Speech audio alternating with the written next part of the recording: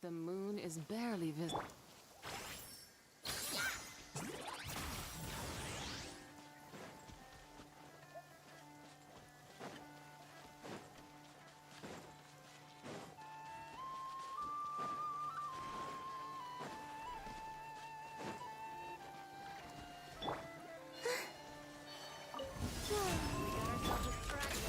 The dog! Go, Lumi! Use the full softener. The sky's clear. Leave moon shine!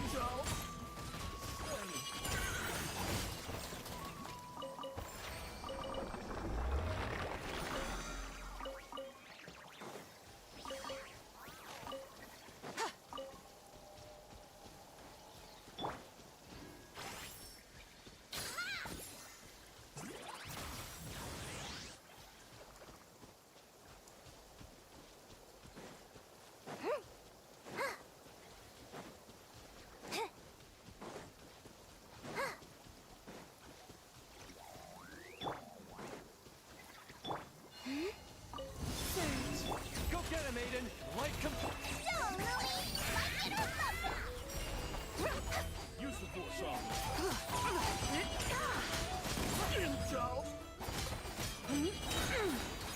Lofty wisdom will show us the way!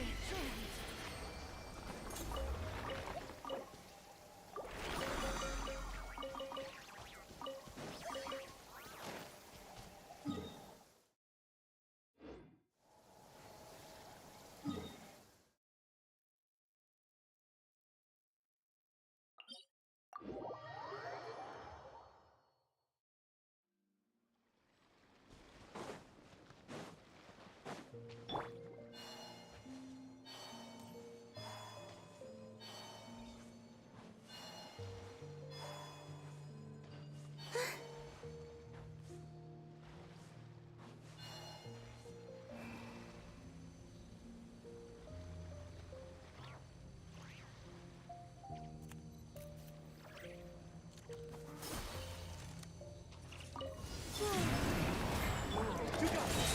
You go, Shadow! Go, Lumi!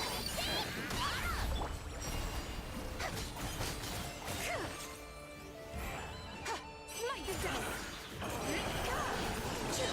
Divine light, shield them! Smite the dust! Be cleansed!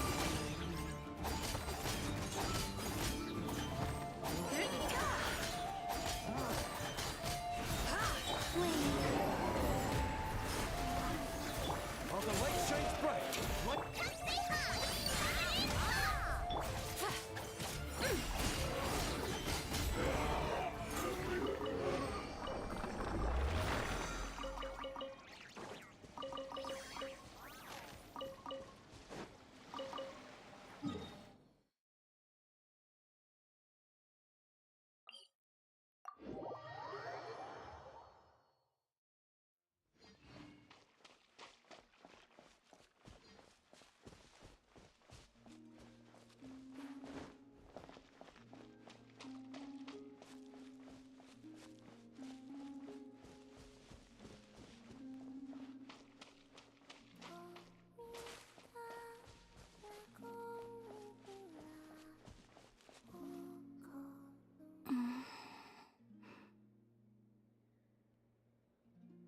Oh boy. Even though her eyes are covered, Paimon can tell she's staring right at you. I'd like to try a different drink from the tavern.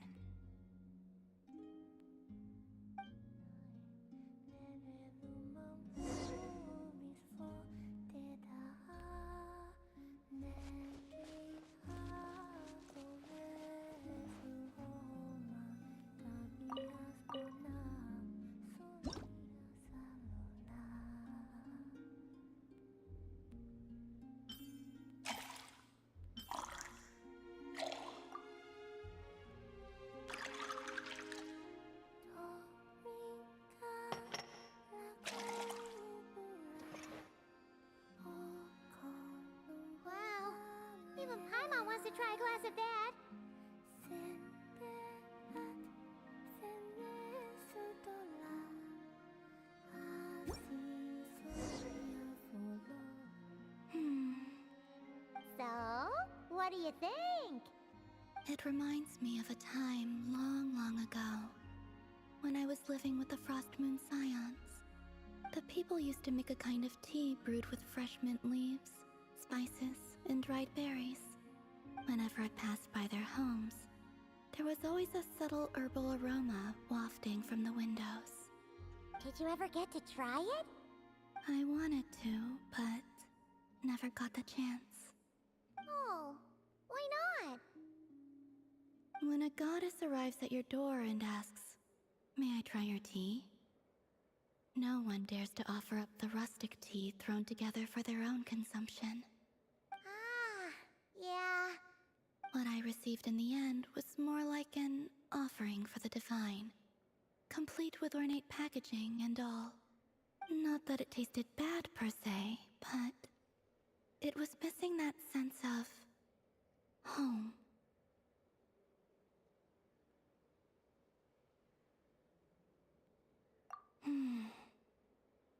The flavor is delightful, though I must say, the idea of adding milk seems quite unorthodox to me.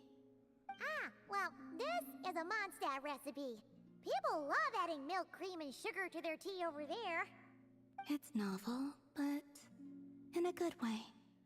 Phew, glad you like it. Thank you.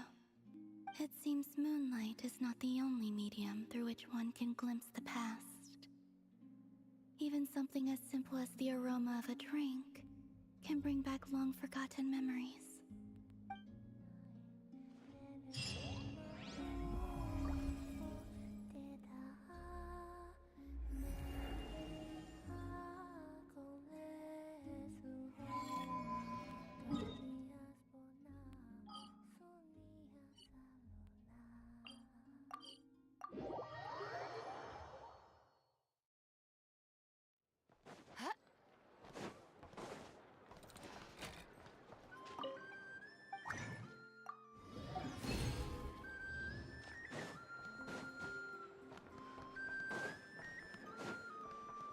Ad Astra. Thank you for completing today's commissions. Ad Astra.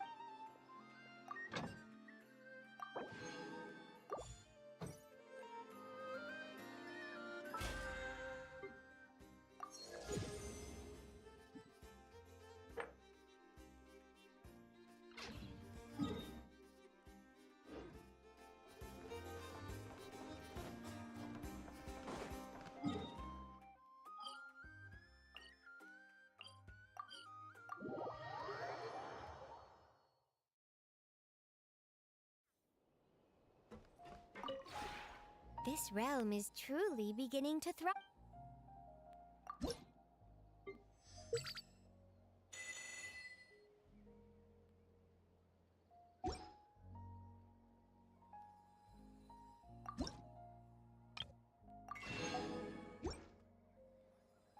If you ever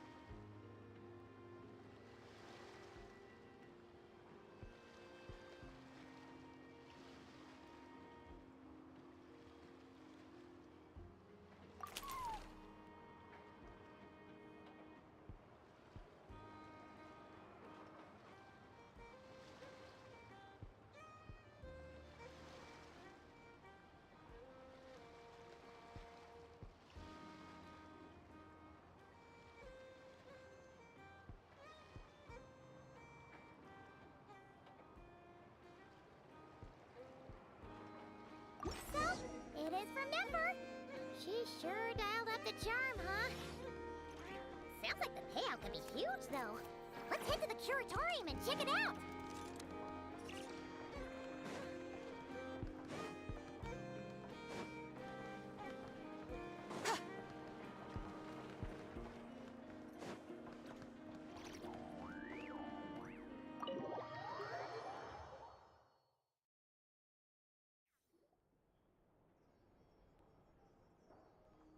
Hello?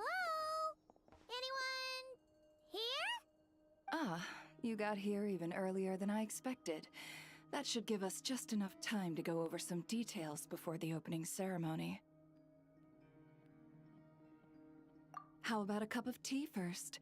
I'm sure it was a long trip. Now tell me, Traveler in Paimon, have you heard of the Nod-Krai Trade Expo?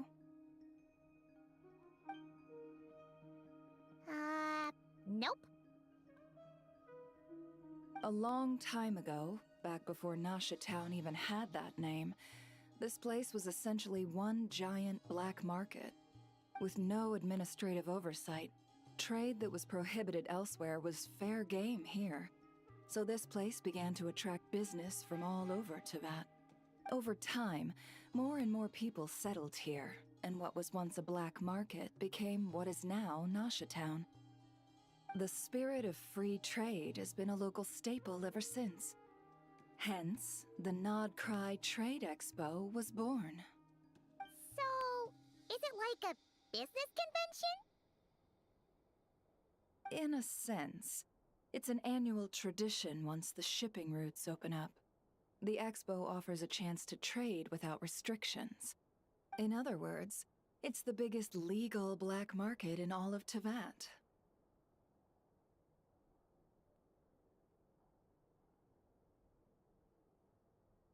Yes, the Voynich Guild is organizing the event, and that comes with a lot of responsibilities.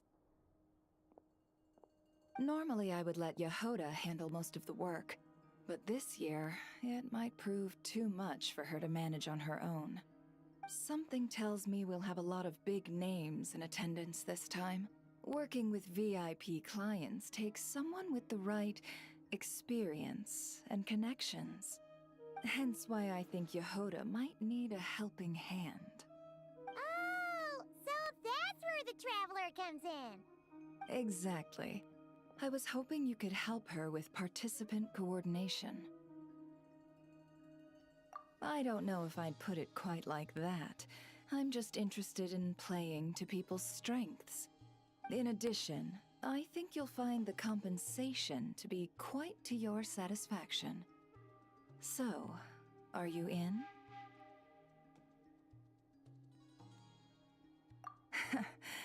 Good instincts. I do have one special request, as the one offering this commission. In principle, the Nod-Krai Trade Expo is a platform for commerce with no restrictions. That said, the Guild does have one line that is not to be crossed.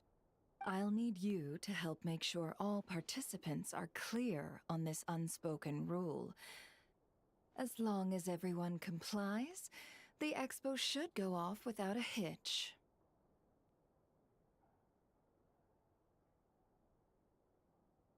No violence at the expo. The Guild has pledged to ensure the safety of all sellers and buyers in attendance. Violence? Whoa! That wasn't even on Paimon's radar! Just because it's legal doesn't change the fact that this is still a black market, huh? If that line is crossed, the event will descend into chaos. Of course, mediating such situations might prove complicated. So if you ever want my judgment on the matter, just come find me. The expo is being held on the shoreline to the southeast of Nasha Town. Jahoda is working on setting up the booths as we speak. She'll be able to provide details on the participants as well. All right, I suppose I'll leave you to it then. Yep, we got this!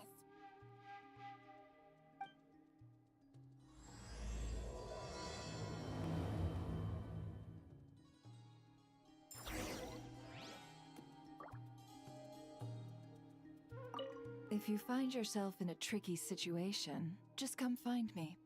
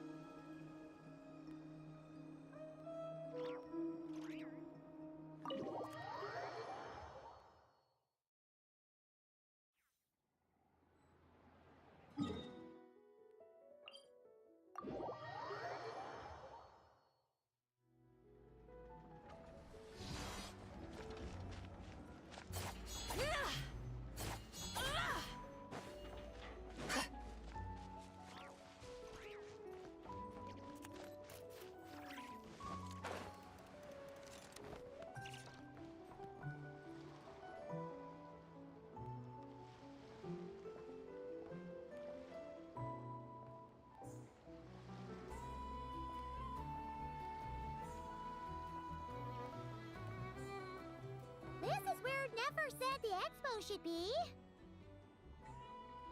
Let me think. Yeah! Let's go with this. We can't keep changing the setup. Where are the goods being stored? You still haven't told us. And what's the guild's cut on transactions this year? Sorry, one question at a time, please.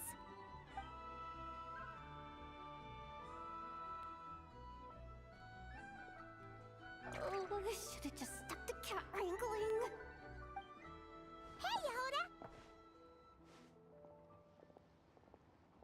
Traveler! Paimon! Sorry. I've got kind of a line here. Don't worry. We're not here to pile more work on you. Really? Boss Neff, you absolute lifesaver! I'm seriously drowning over here. Oh, you two are doing me a huge favor. Never asked us to handle participant coordination. So, how can we help? Let me think. Oh, right. There are still 3 participants that haven't checked in. At least I think it was 3. Ugh, come on, Jahoda. Get a grip. I'm not forgetting anything. Am I? Looks like Jahoda's doing her freaking out face again.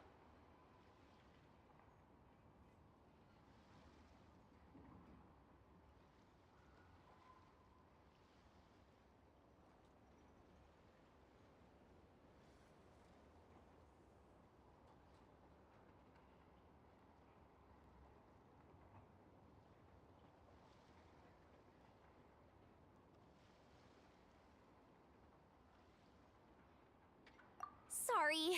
There's just so much to keep track of. Let's start with the basics then.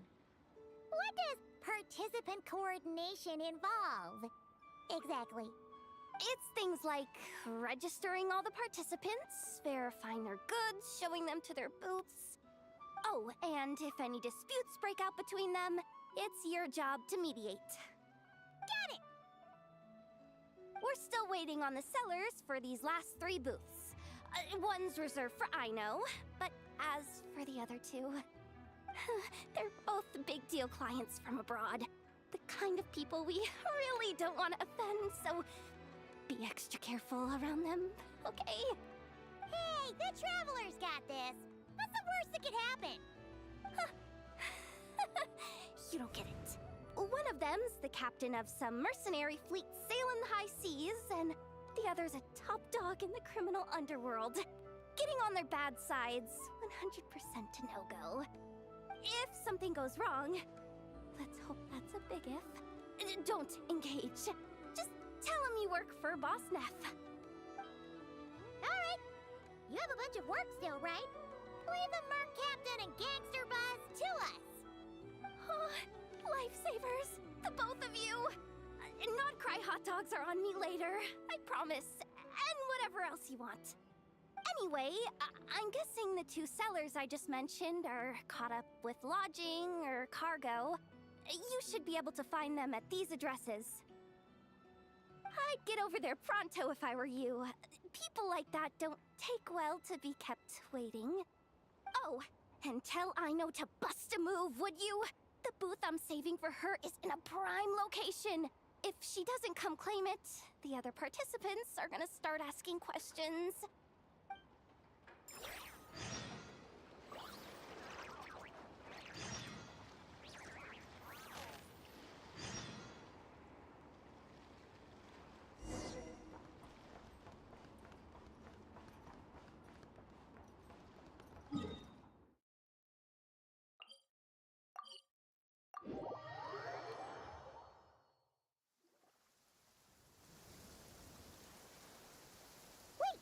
Is this?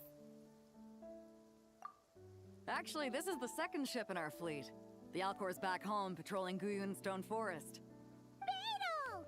The infamous Merc Captain who sails the high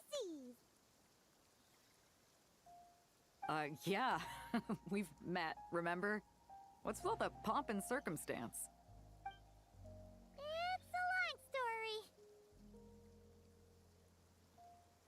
Well, no sense standing around. Take a seat, tell me all about it. I'll have my men roll out the welcome mat.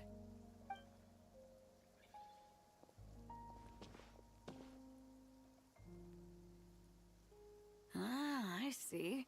So you know the head honcho of the Curatorium, huh? Your network of connections is something else, that's for sure.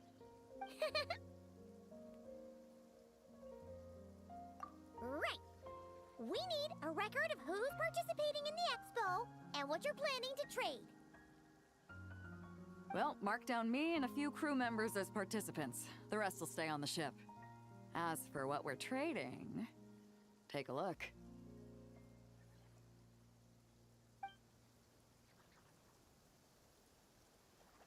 What is it? A while ago, Ningguang revamped the Guizhong Ballista.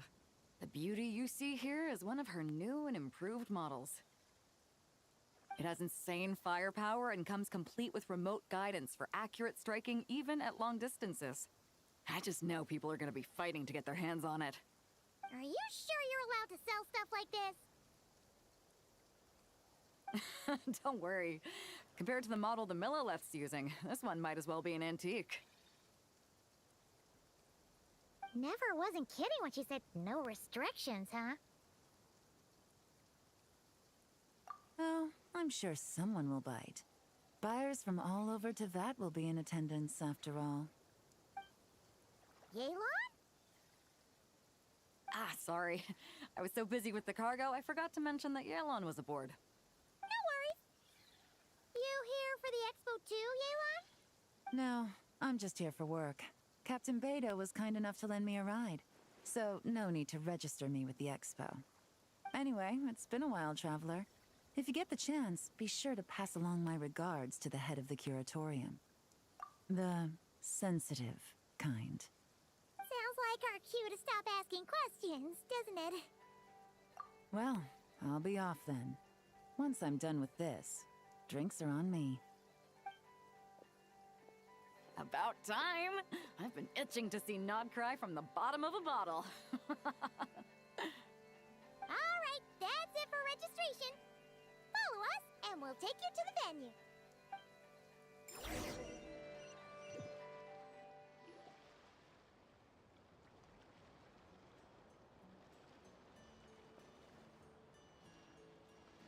So, this is the place, huh? Not a bad spot. When you've got some time, come help me test the remote guidance on this thing. It's a real thrill, you'll love it.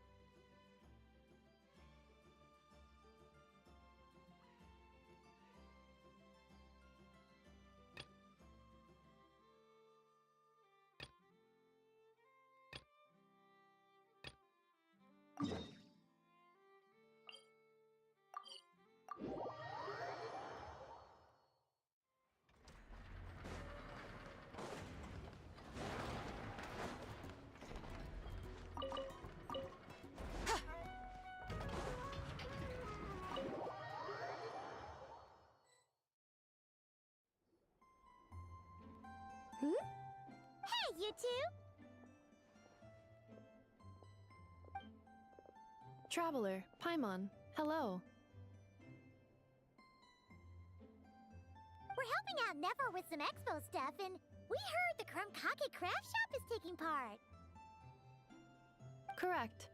Aino is just doing a final round of debugging on her Thwack and Smack defense bots. Oh! Is that her submission for the expo? Yes. Moles and other small creatures often steal from the craft shop, so Aino designed a defense bot based off of them to protect this place. Upon further testing, these bots turned out to be highly effective, so she decided to perform some upgrades and bring them to the expo. Wait! So Aino is actually gonna trade one of her bots? Not exactly.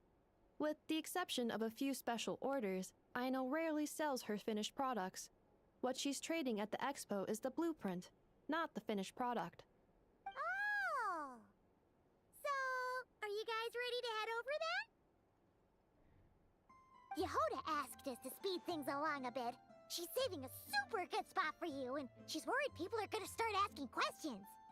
I told her I need to finish debugging first. There's no point in rushing or I'll have nothing to trade. Oh! Paimon's never seen Aino this serious before. The craft shop is experiencing a severe shortage of funds. Aino is hoping the expo will improve our financial situation, so she's being extra thorough. Where'd all the money go? Some kind of expensive research? Negative. It's our dessert funds that are lacking. We have had at least 47 cases where excess dessert purchases have led to a shortage of research funds. As such, I decided to split up our research and dessert budgets. Aino is forbidden from dipping into one to transfer to the other. And not too long ago, she cleaned out the entire dessert budget for this month. Alright, done. Thwack and Whack defense bots, do me proud. Looks like we can head over now.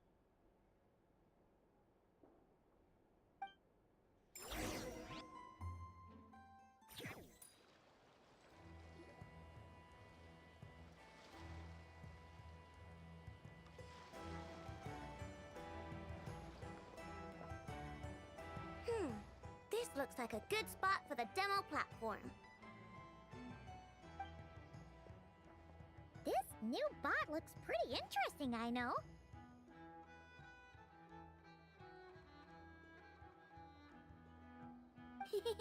Swing by and try it out whenever you want. It'll blow your mind. I just know it. Thanks for the help. No problem. Oh, and for registration, is it just gonna be you two?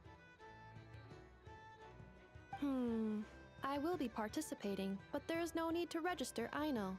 She doesn't like to be around a lot of people. Once the expo starts, she'll head straight back to the craft shop.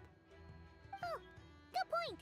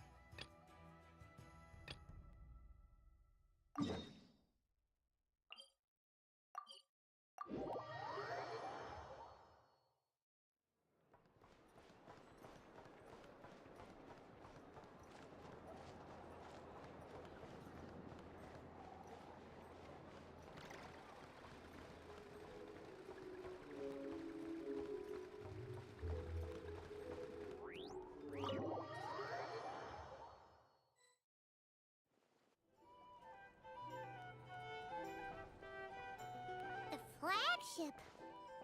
Guess this participant decided to figure out lodging first. Partner, Paimon. Navia! It's been forever!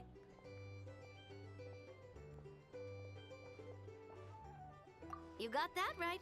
Representing the Spina di Rosula, of course. Top dog of the criminal underworld. Yeah, that checks out. Is that my new nickname?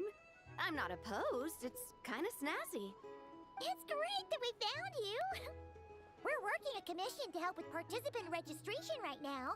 You know, goods verification, stuff like that. Oh, I see. Well, in that case, take a seat. I ordered a whole bunch of food. Clarand and Chevreuse went to unpack some things, but should be back in a sec. Oh, speak of the devil. Talking about us? Clarand! Chevreuse! You're here too! Nod-Krai is a chaotic and dangerous place. Considering the Spina's importance to Fontaine, the last thing we need is for something to happen to its president. I do find it nice to travel with friends, but come on, look who you're talking to. What's the worst that could happen? With that nonchalant attitude, it's anybody's guess. Fair enough. Guess you can mark down our champion duelist here as my bodyguard. Gang boss and her bodyguard. Got it. Should we mark you down for the expo too, Chevreuse? No need. I'm here on official business. A lot of our recent cases have had ties to Nod-Krai. And that's Paimon's cue to butt out. Oh, one more thing. What's the Spina planning to trade at the expo? Oh, this right here.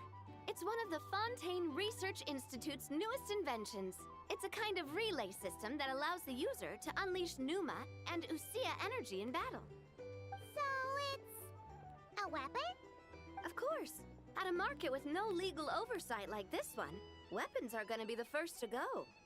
Guess so. Still, bragging about not having to follow the law in front of Chevreuse feels wrong. I don't mind. I've read quite a bit about lawless territories and crime novels before. As a detective, I know that I'll need to put the rules aside for now if I want to get things done here. And on that note, I should get to work. I've got patrol members waiting on me. Well, ready to head over to the venue? Just follow us! All right, let's get this show on the road. I want to get a bit of shopping in as well.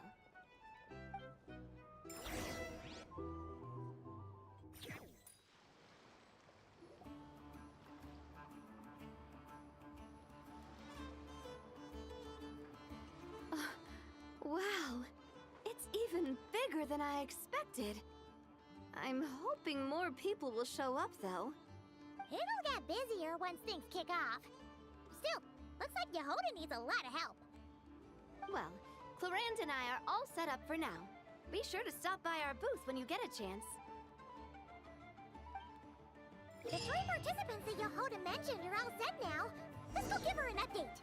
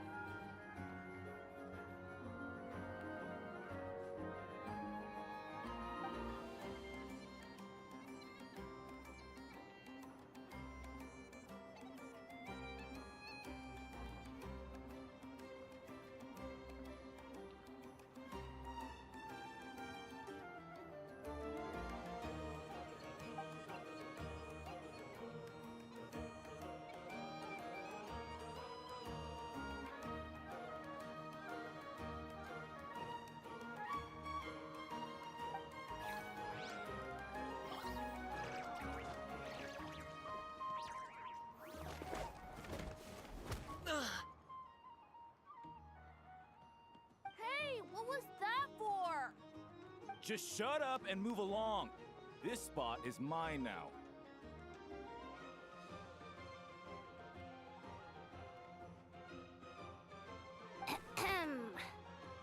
It's the already in charge. We were just setting up our booth and he's trying to take it from us. A troublemaker, huh?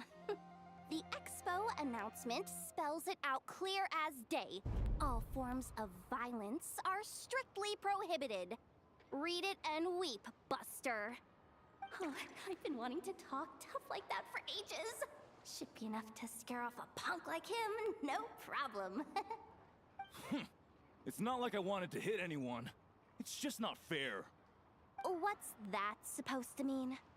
We all know the black market stuff is in the highest demand here. So how did these dwarfs get a spot selling these stupid toys?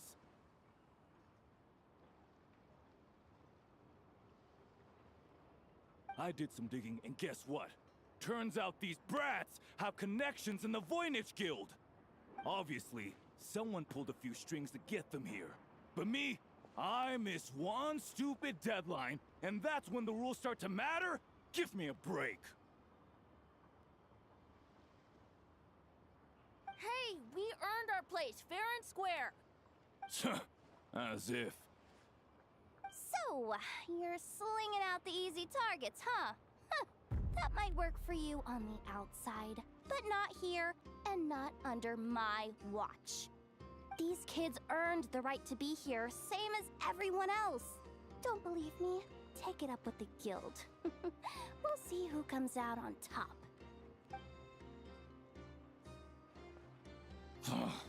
Just you wait. Who the heck was that? Just some punk looking for a fight. But I scared him off without even lifting a finger. I'm still shaking. That was close. Almost had to pull the never guard. Well, he's lucky he decided to run off, or we'd have helped teach him a lesson. Thanks a million, miss. All in a day's work. Anyway, knew I remembered you guys. Your guardian works for the guild, right? Was it again?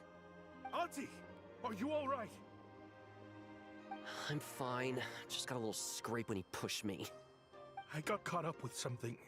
I should have been here. I'm sorry. Right! Ashvapati! The one man in the guild who wouldn't know profit if it hit him in the face. You get a spot in the most lucrative market in the world, and you're letting the kids use it to sell toys. And no one else would even entertain that idea. Well, the purpose of the expo is free trade, right? There's no rule that participants have to sell weapons. No, but most people know what's gonna make real dough. Unlike a certain someone. Ati, Neb, Rhea, head back to the booth. If anything else comes up, you call for me, okay? Don't be reckless. Okay, got it.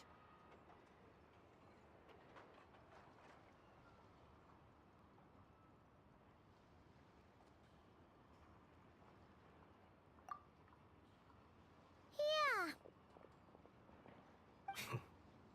You two know your stuff. Wait, what? Then why not make them look the part? They'll sell tons better that way. If you were to leave your kids a gift, would you choose a toy or a weapon? Well... In any case, I'm not looking to make it big. I applied for the expo because the kids thought it would be fun.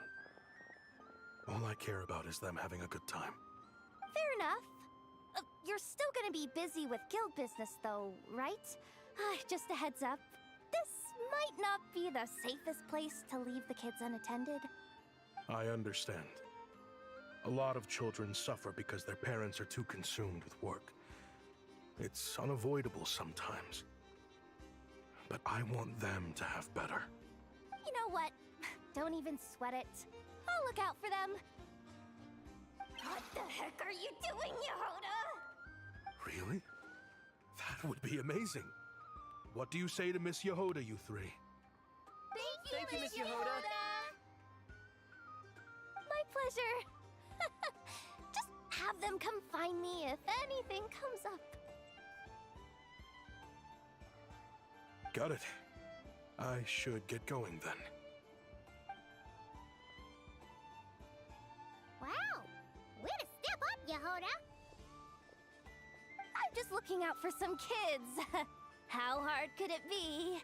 Then again, I bet I'll be swamped with disputes to settle once this thing gets rolling for real. Relax! We'll help you out! Oh, also, we registered the last 3 participants. So, the expo can start now, right? Wow, already? In that case, let me go get things ready for the grand opening. Talk to you later.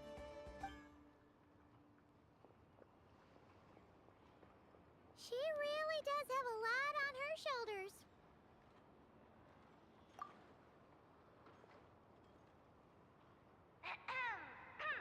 Attention, everyone! Participant registration is now complete.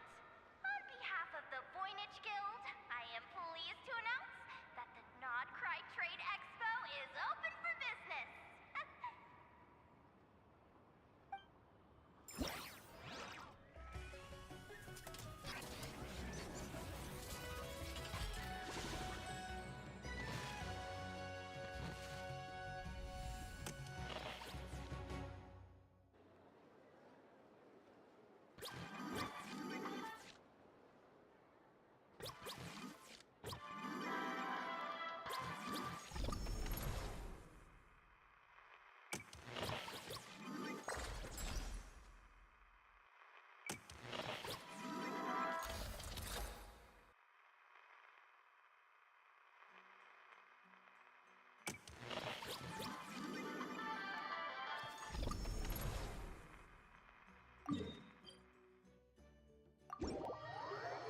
Whoa! There are so many people here now that the expo's officially underway. Should we take a look around? Or maybe check in on our friends first?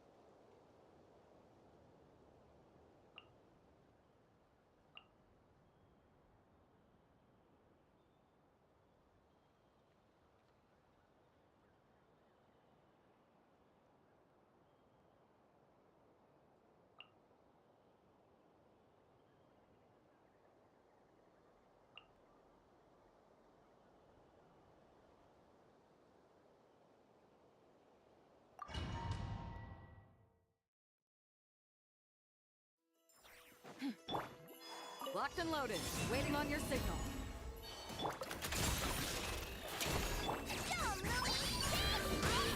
Shine like a gemstone!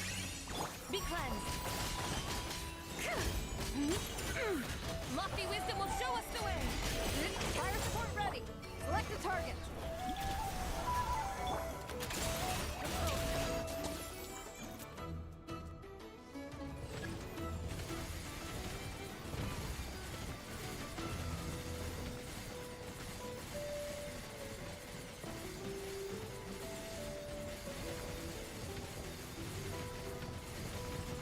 Here comes the mother load.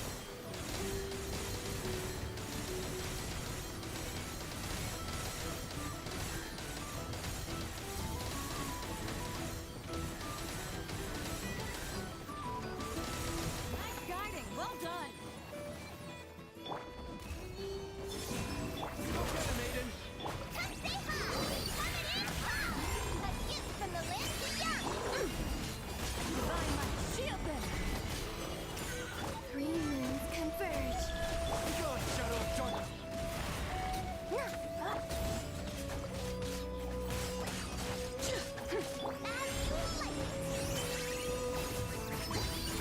Fire support ready.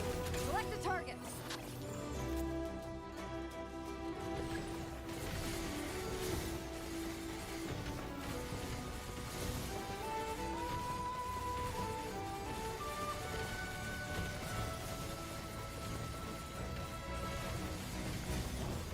Switch to ground attack shells and increase firepower.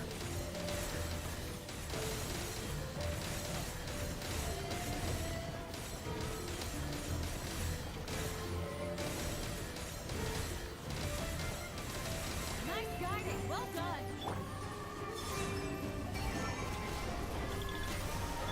Oh, the light shines bright. Light come.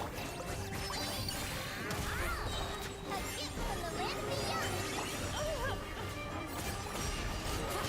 Sky's clear, the glazed moon shines! Light the dust!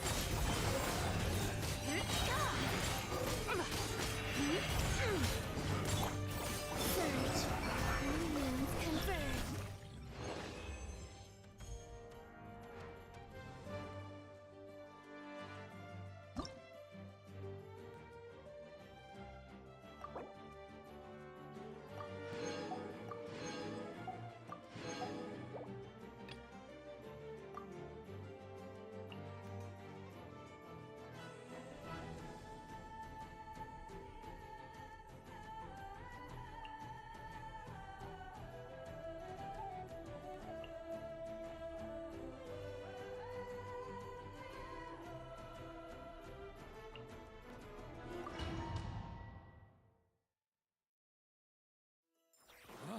Locked and loaded, waiting on your signal.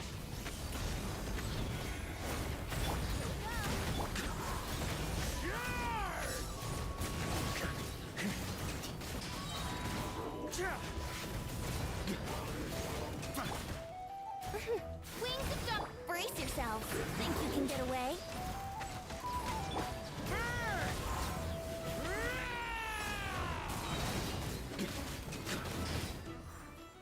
Thunder! The story has only just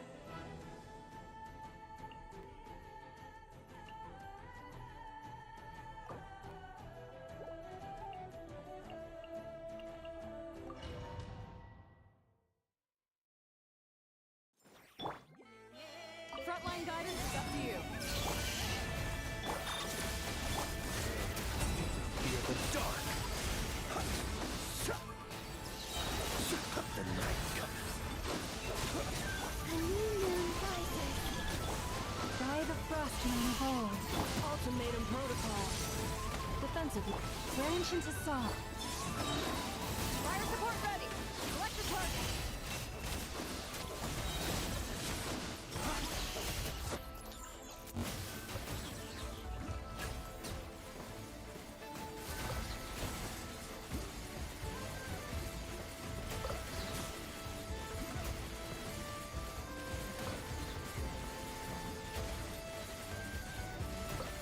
Land a projectile in the middle of the enemy formation.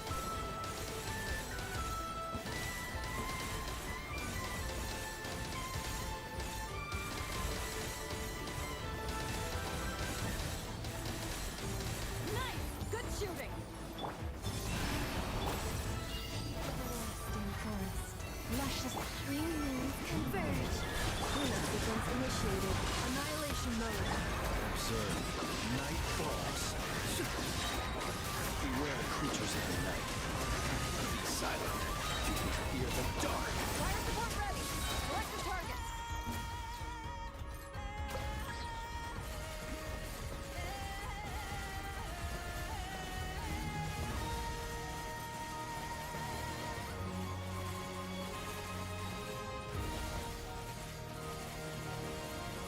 Here comes the mother load!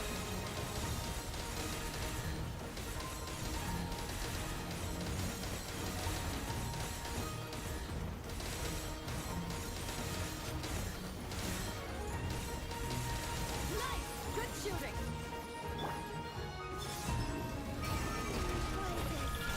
Receive my blessing.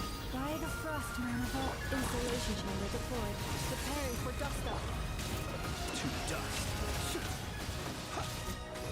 The long sleep beckons. A moonlit night for all. Genshin's assault. Defensive mode. Close your eyes. Be silent.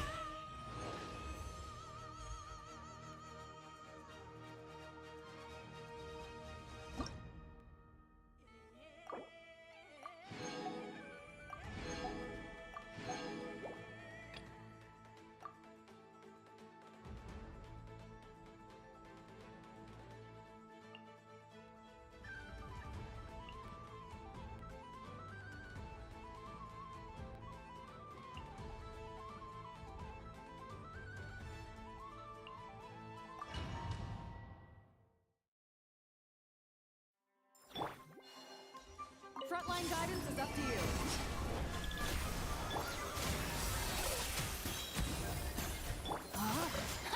Witness the power. Into the void. Fearless.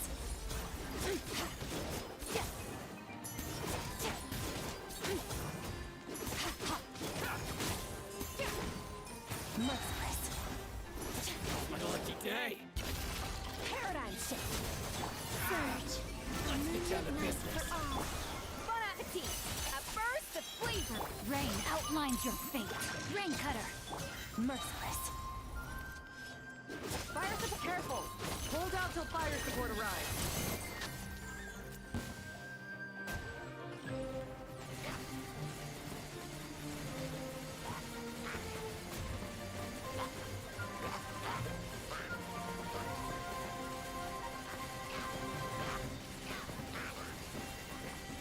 Here comes the mother load!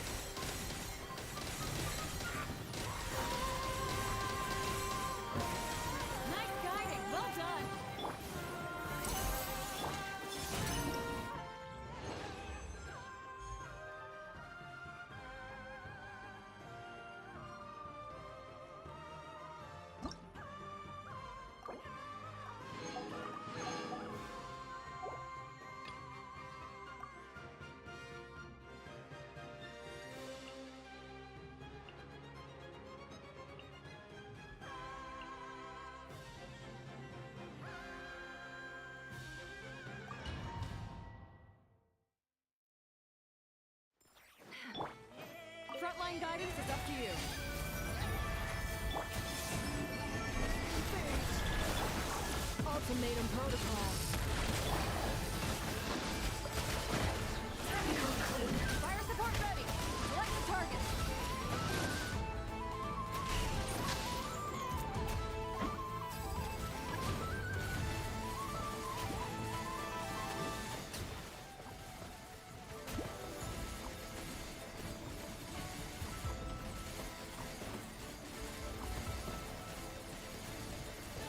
Here comes the mother load.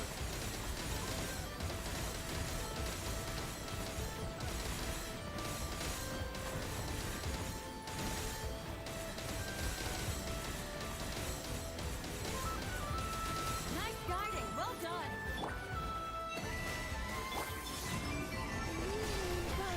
Installation chamber, no more lies. It all falls into place. Seek within. Can't hide the truth. Receive. Fire support ready. Select the target.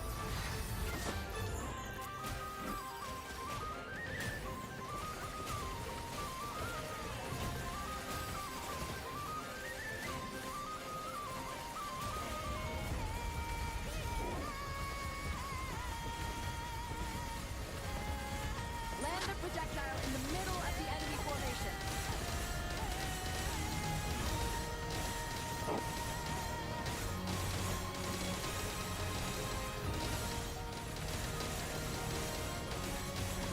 Nice! Good shooting! Cleanup sequence initiated. Preparing for dust up. It all adds up.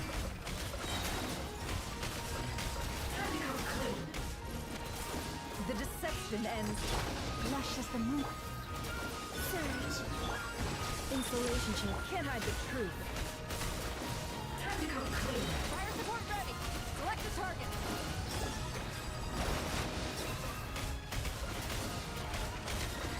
Seek within.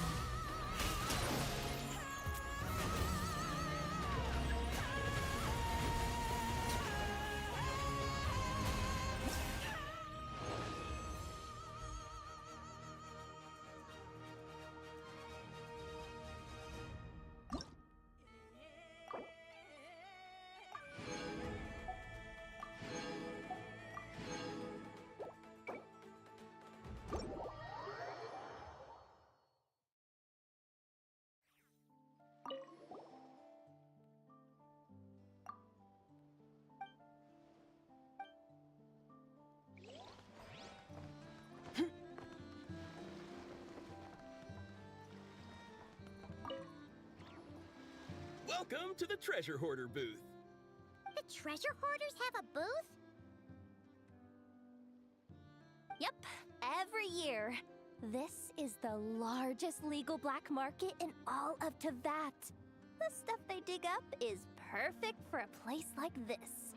But can one person really represent their entire organization?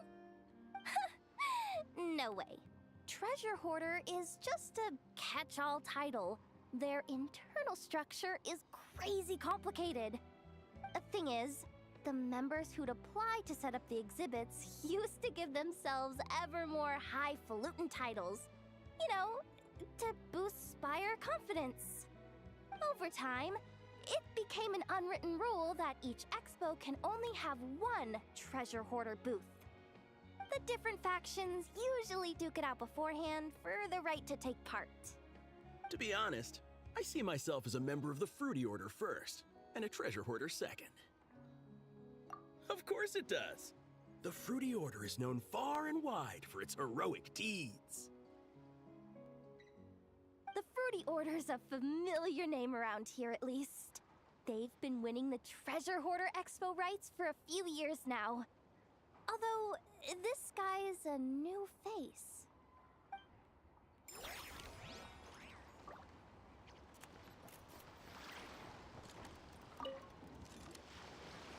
This exhibitor's demands are ridiculous. What's wrong? This exhibitor is apparently selling some rare Natlanese artifacts. And he's making some extremely unrealistic demands about how he wants them stored. I know the contract says that we're responsible for storage, but I'm sorry. It's unreasonable to expect us to meet these requirements. Unreasonable? These are rare and very fragile historical relics we're talking about. You can't just throw them into a warehouse, okay? They have to be handled with care. Tumaini? Yep, that's Tumaini, all right. So, what exactly do you need?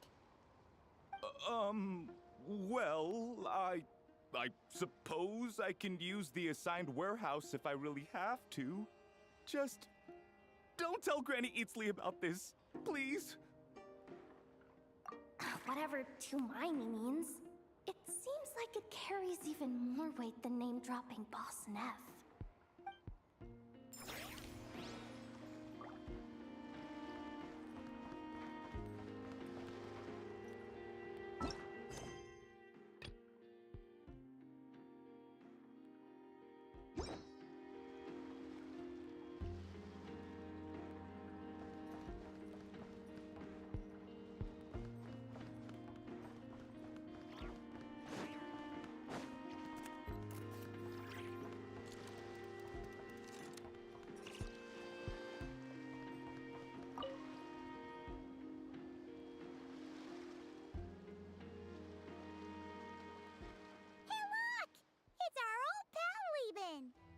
Oh, it's you two!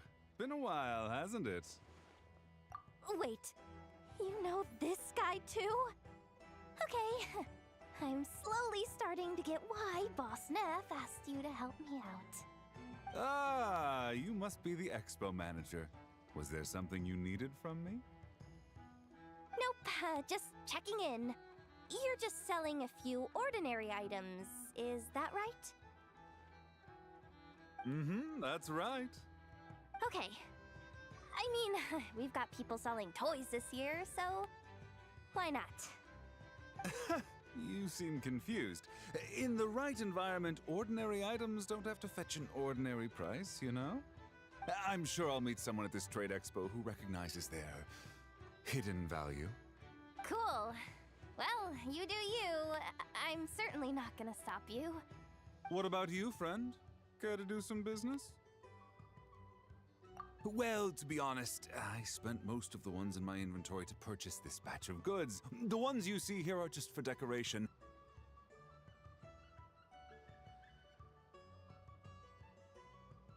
But I'm confident that I can make a killing here, so I'll be sure to make another batch of Box of Marvels should the opportunity arise later.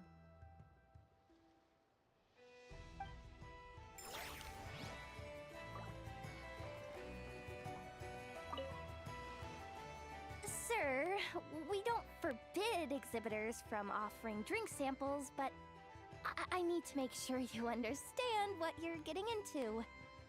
Any samples you offer are at your own risk. If anything goes wrong, like if a customer has a bad reaction to one of your products, the expo can't take any responsibility. Rest assured, ma'am, what you see here is 100% pure Mondstadt vintage. Straight from the Dawn Winery's cellars, actually. Really? Wow-wee! You don't often find Mondstadt wine this far away from home. Ah, you're telling me. If you try to ship this stuff through the proper channels, all the taxes and tariffs would send the prices skyrocketing. But that's where my connections come in. With me, you get Mondstadt wine at Mondstadt prices. Cool!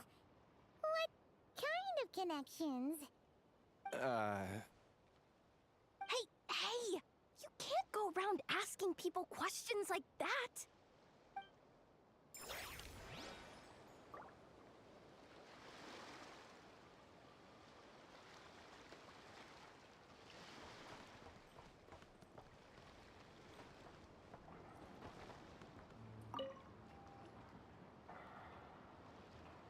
Wait, that's a familiar face. Isn't that Viswava? Why, if it isn't the Traveler. Knew there'd be some big names here. Let's get the official business over with first. Unfortunately, you're the first seller at the expo to receive a complaint. we've received word that the muskets you're selling are a few shots away from turning into scrap. Well, yeah. It's written here plain as day.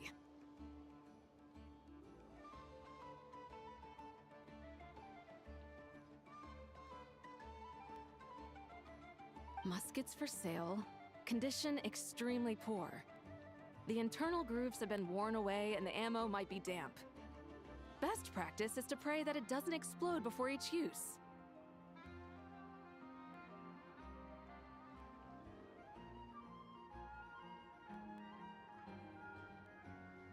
Wait, so you weren't speaking in code to cover your tracks? Code? Yeah, sometimes people bring stuff that needs to be kept on the down low, so they dress it up as junk beforehand. Happens on the black market all the time. You're overthinking things here. This stuff really is junk. We were just gonna scrap them, but my superiors thought we might as well try and make some more off of them. And who knows? If the prayers are answered and the gun ends up firing a few times, the buyer hasn't totally wasted their money, have they? Guess not. I mean, a weapon on the brink of ruin that's still capable of considerable firepower. Doesn't that just scream black market to you?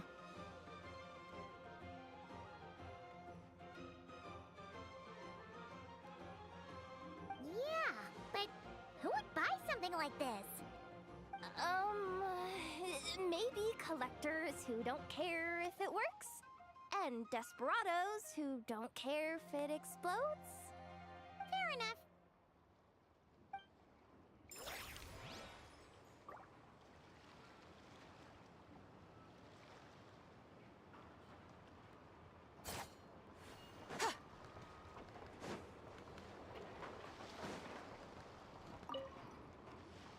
Have you been to the Clink Clink Krumkake craft shop's booth yet?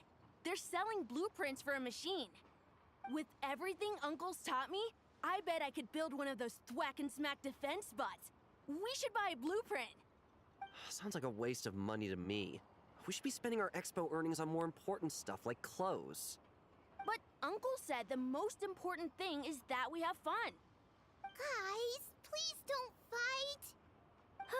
I hate to break it to you, but I'm afraid no one really comes to this expo looking to buy toys. If you make any more here, it won't be nearly enough to buy yourselves a blueprint. I doubt it'll even cover your new clothes. Oh!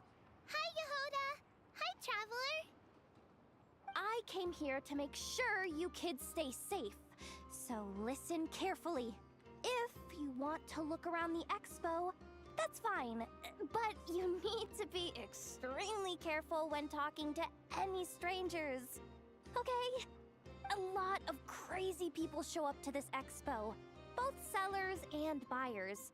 You don't know what they might be capable of. So if anything happens, don't try to deal with it yourselves. Call for me right away. You got that? Jahoda's really serious about looking out for these kids.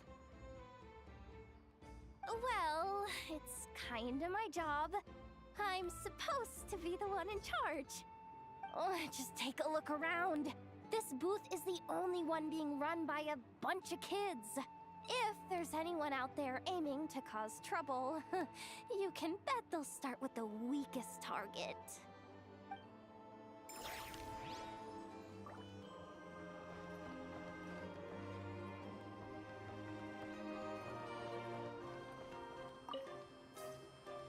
Uh-oh, it's Lord Songima Bay.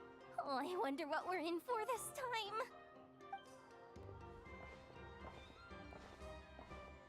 Well, hello! Is that the Traveler and our dearest Miss Expo Manager Jahoda? You're in luck. I'm offering a whole host of Expo exclusive discounts. Don't miss out. Paimon's not remotely surprised to see Dory here. This event's practically made for her. Yeah, she attends religiously every year. And she's always the seller who we get the highest number of complaints about. Complaints? Every single mora I make from this expo is 100% legitimate. I've never broken the rules, and my prices are entirely fair. If people regret their purchases and want to grumble about it behind my back, that's not my problem. Paimon can hazard a guess as to why people might be complaining. I know. And every dispute ends in your favor after you've peppered the buyer with 1,000,001 reasons why you're not in the wrong. It's just, could you maybe not find a way to send every single one of your customers complaining to me this time? I'm begging you, Lord Songemabe, for me, please. How about this? A special opening sale just for Miss Jahoda. 50% off! In other words, I'll do my very best to keep the number of complaints down to no more than half of my customers. Sound good? Jeez, what a bargain! Works for me, I guess.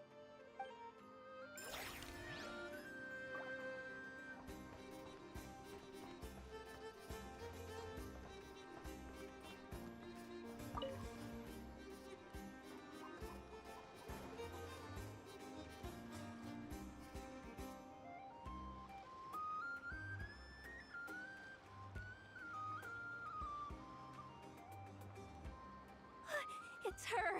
The boss of the Spina di Rosula! Huh? Uh-oh, things are about to kick off. What are you worried about, Jahoda? Shh! Don't you see him over there?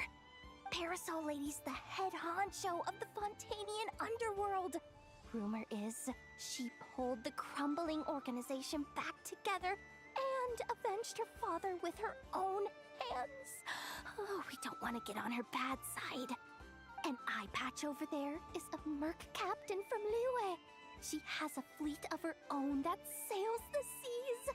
Most people know to steer clear. I was worried this expo might not be big enough for the two of them, if you catch my drift. So I kept their booths far apart. Looks like they wound up meeting in the end, though. You don't think they're butting heads already, do you?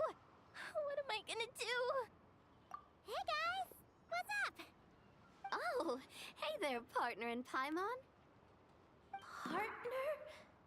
Can't go far in my line of work without hearing about the president of the Spina di Rosula or the champion duelist of the court of Fontaine. Thought I'd make some friends since the opportunity's presenting itself. Plus, now that the traveler's arrived, I wonder if these ladies might just agree to coming aboard for a drink. What's the traveler got to do with that?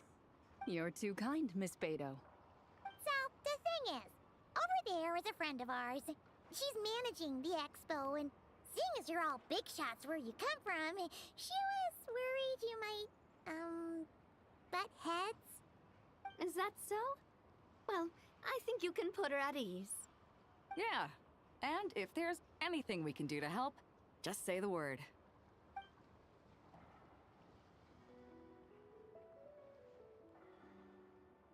Well, there you have it. Nothing to worry about. These people are your friends? How is that even possible?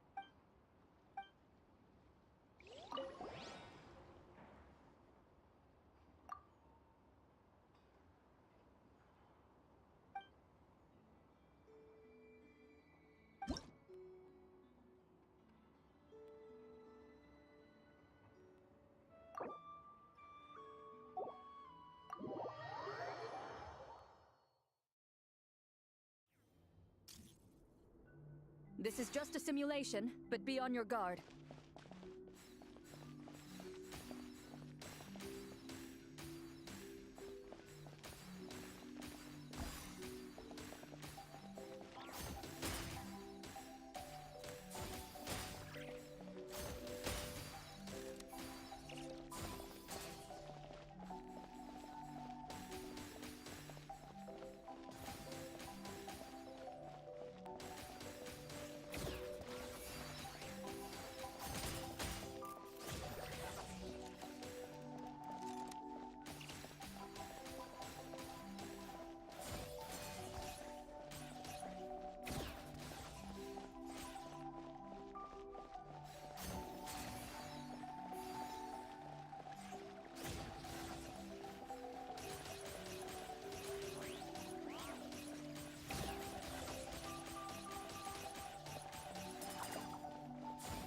Equipment upgraded.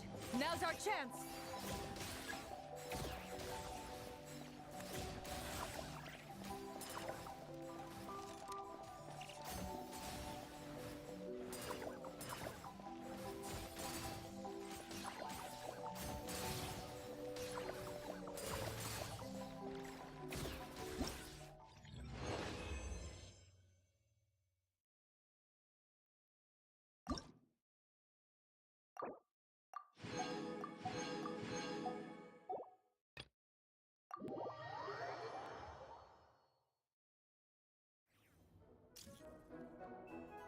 This is just a simulation, but be on your guard.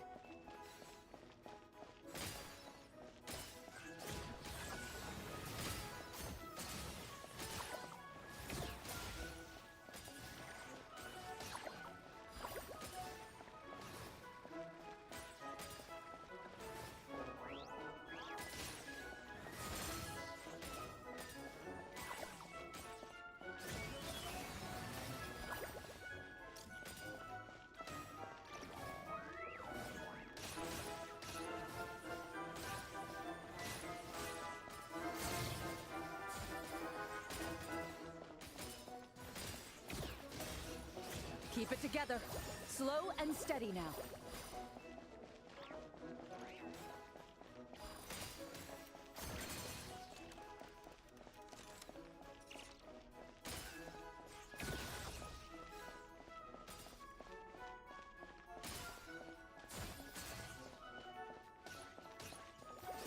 Equipment upgraded. Now's our chance.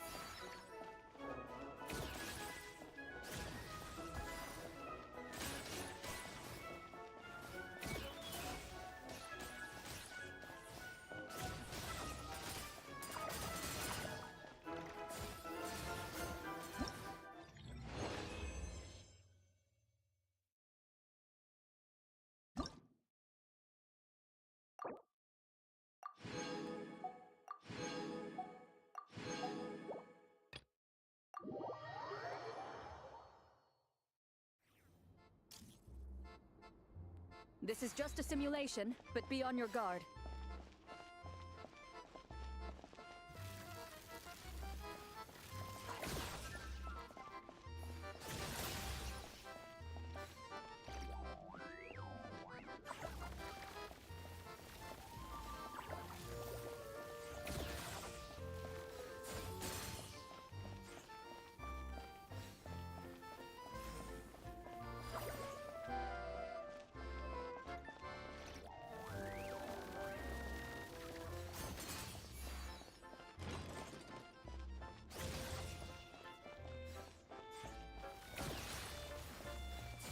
Keep it together.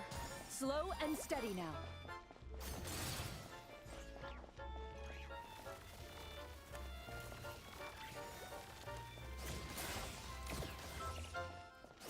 I've activated a backup energy source for you.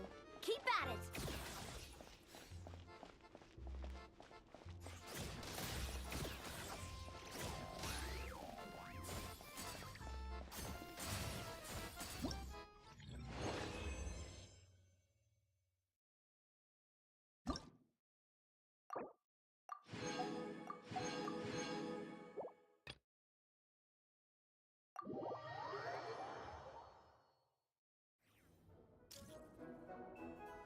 This is just a simulation, but be on your guard.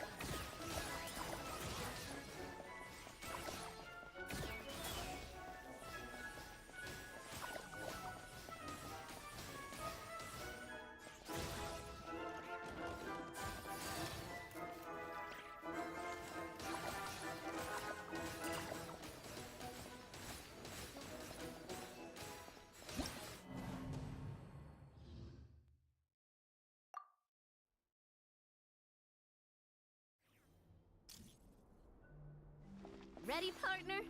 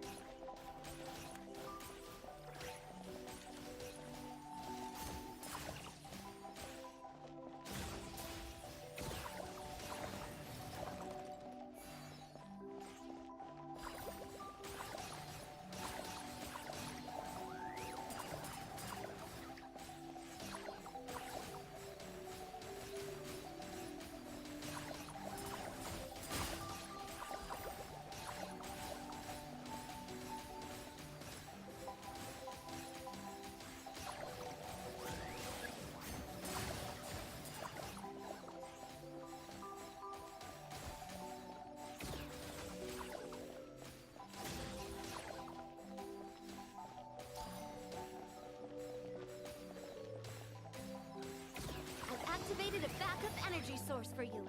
Keep at it!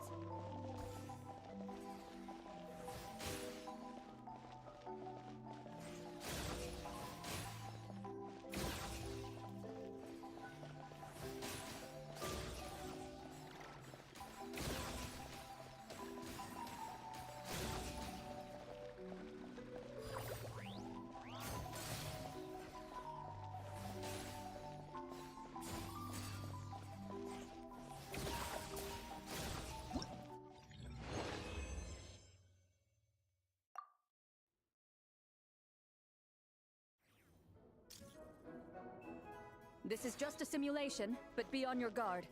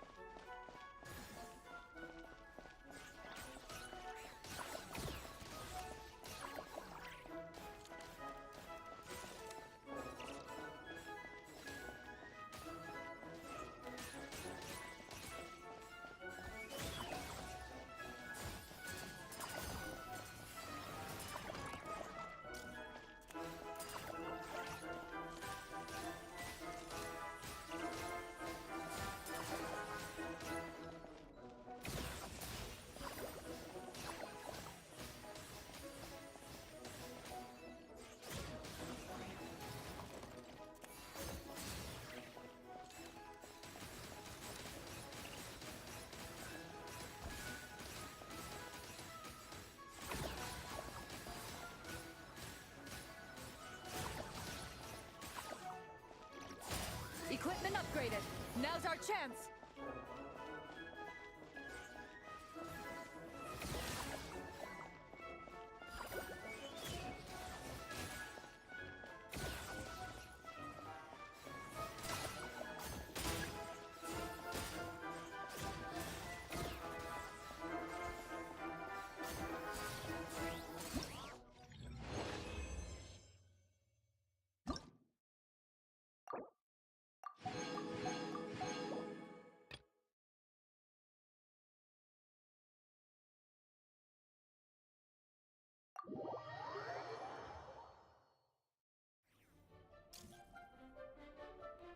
Here comes the toughest mecha.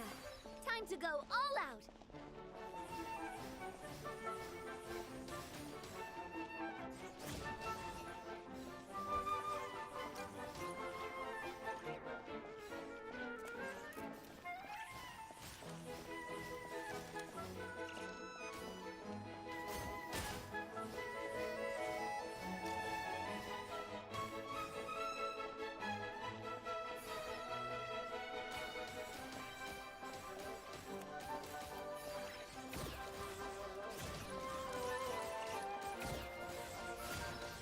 Keep it together.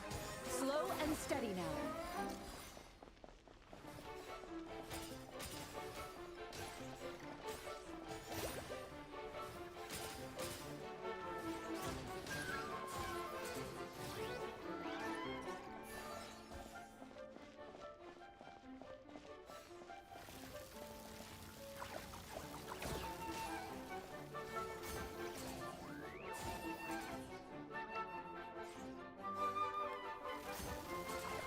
Activated a backup energy source for you. Keep at it!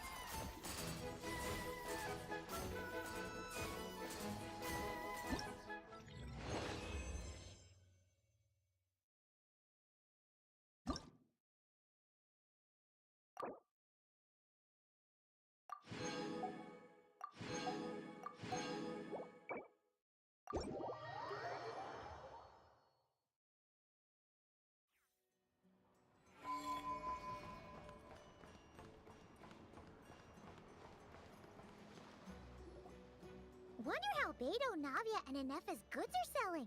Let's go check! Excuse me.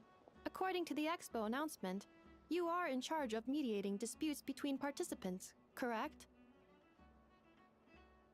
Just now, as Aino was about to return to the workshop, she got dragged into a conversation with some individuals who appear to have unofficial ties to the Expo. My database does not have relevant information on how to address the situation, so I came to you for help. Unofficial ties, huh? Sounds a little shady. Come with me.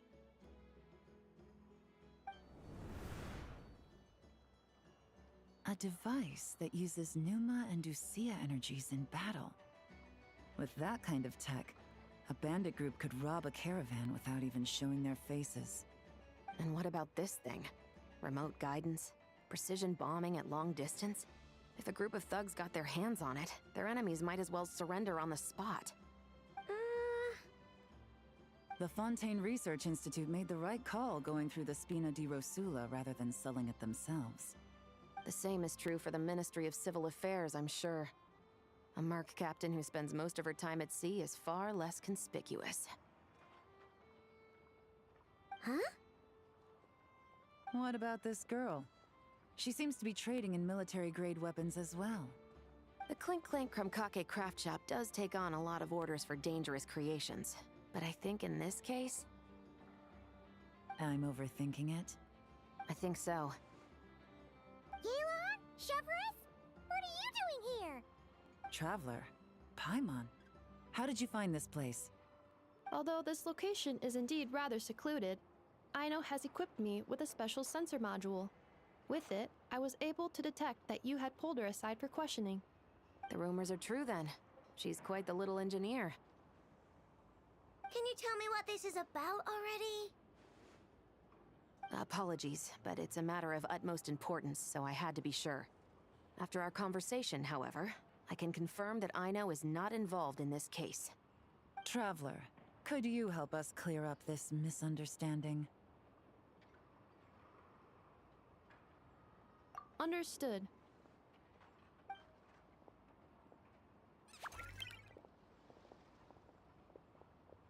Based on our conversation just now, I'm guessing neither of us is the target the other is searching for. I second that.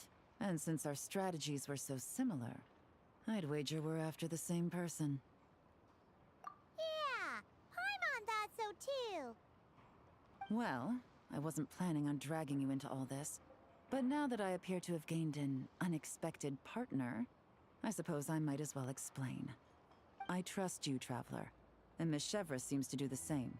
With you here, I'm hoping we can avoid further misunderstandings. Agreed.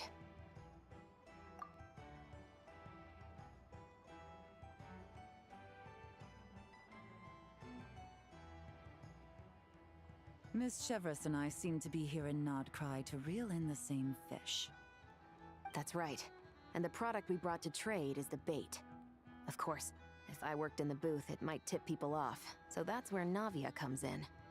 I assume it's the same situation with Captain Beto?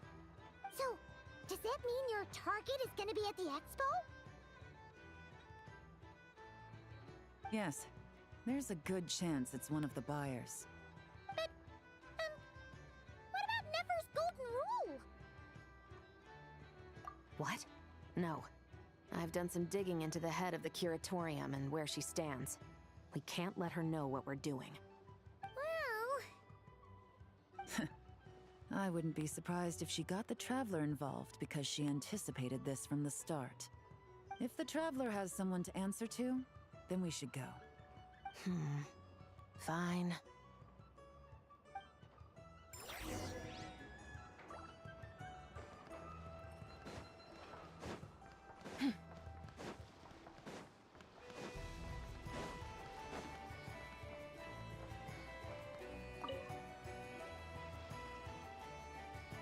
If you want to drum up some business, all you gotta do is holler, and everyone on the first floor will be able to see you. Also, you have to come this way to get to the second floor, which pretty much guarantees that everyone attending the expo will notice you guys at some point. Not bad, huh? Thanks to the spot I saved you, you guys will be drowning in business before you know it. Your point being... Cross-referencing Jahoda's current facial expression against database. Confirmed. Analysis suggests that Jahoda hopes we will return the favor. You bet I do. At least Robo-Girl gets it. Okay, how do we do that? Generating proposal. Complete. Jahoda, the next time you visit the workshop, I will reserve the seat closest to the hallway for you. Huh? This seat provides priority access to any dessert items delivered from the kitchen. It is also free from window glare and sits at optimal proximity to the teapot. By reserving this premium spot for you, I can guarantee you a most enjoyable dessert sampling experience. Is this your idea of a fair trade? Are you kidding me? That spot's usually reserved for me. I'd never let you take it if I didn't have my dessert budget to consider. What's going on? Jahoda looks upset. All right, I'll level with you. Since I saved you such a great spot for your booth and all, could you possibly lend me some technical support? Please? Technical support? This year's expo is way bigger than ever before, which means there's definitely gonna be more shenanigans going down too. I know, surely you have some kind of contraption that can, like, scare everyone at the expo into compliance or something. As the manager, I need something I can fall back on in case the you-know-what hits the fan. Let me think. If things escalated that far, shouldn't you just report it to Nefer instead of trying to deal with it yourself?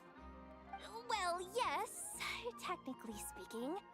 But if, for example, it was somehow kind of my fault to begin with, I'd probably be better off solving it myself on the DO. Remember those 3 kids? Well, that punk who was harassing them wasn't just some random nobody. He was just the one that got picked to stir things up. There's a whole bunch of people here who aren't happy with the booth situation. Now, obviously, they don't have the guts to pick a fight with the Voynich Guild directly, but apparently, they at least have the guts to harass 3 kids outside the confines of the expo. The problem is, I'm not really supposed to get involved with anything that isn't strictly to do with the expo, so the whole thing would kind of be hard to explain to Neff. Not that I regret what I did, but jeez, Jahoda, you sure know how to make life harder for yourself. Okay, yeah. Sounds like we need to be smart about this. Fine.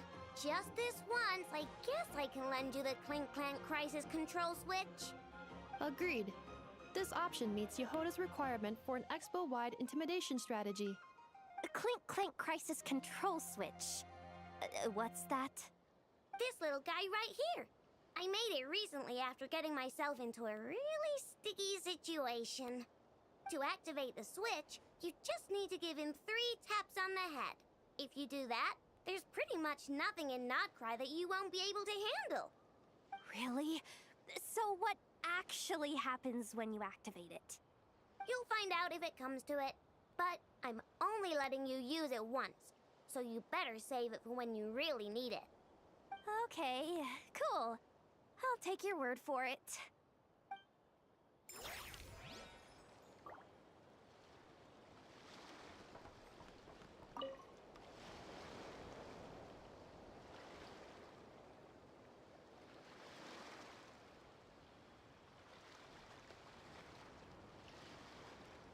Watch out, Jahoda! Just keeping an eye on things. Looking out for any problems that might need me to step in. Hey! You 3! What are you doing here? There should be at least one of you manning the booth at all times. Accessing booth operation logs. Analyzing. Neb left to try and buy a new blueprint. Ati soon followed to try and stop him. Finally, Rhea came to mediate between them. I keep telling you, we don't have that much Mora to spare! I just wanted to have a look. What's wrong with that? Guys, seriously! Stop fighting! Here's the thing, Neb. Even if you could afford to buy a blueprint, I'm afraid I couldn't allow it. I know you like building stuff, but these designs aren't for toys like the kind you're used to. They're for weapons, which are very complicated to build and extremely dangerous. That's a load of baloney, dumpster diver. My designs are toys too, actually. Huh? You build a machine that can blast monsters into the sky, and in your mind, that's a toy? I mean, at the end of the day, is there really that much difference between weapons and toys anyway? Not where Knuckle Duckle's concerned. That's for sure. Ugh, that's not the point. Anyway, you there with the brown hair, you want a blueprint? Yeah! I want to make some thwack and smack defense bots too. I also have some design ideas of my own. And with your bots as the basis, maybe I'll be able to try them out for real. I get it. Your head's so full of ideas you want to bring to life that you can hardly sleep at night. You try eating some snacks to take your mind off things, but it doesn't seem to help anymore. Exactly! But what can I do? I'll never be able to afford one of your blueprints. Well, you must have blueprints for the toys you've made too, right? Let's trade! One of your toys for one of mine. Really? Thank you so much, ma'am! Is it ma'am, or...? It's Boss.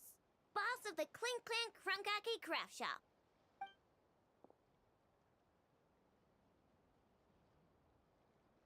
Thank you so much, boss of the Clink Clank Crunkake Craft Shop. Huh. That was very thoughtful. Who are you, and what have you done with Aino? What's that supposed to mean? I'm a boss, aren't I? A lot of people depend on me. Looking out for them is a big part of the job. Did that really just happen? For a moment there, Aino stopped being a little kid and acted like a full-on grown-up. A grown-up who's shorter than the kid she was looking out for, but still. Previous records indicate that Aino has a 94% chance of adopting such behaviors when encountering a child in a similar situation to herself.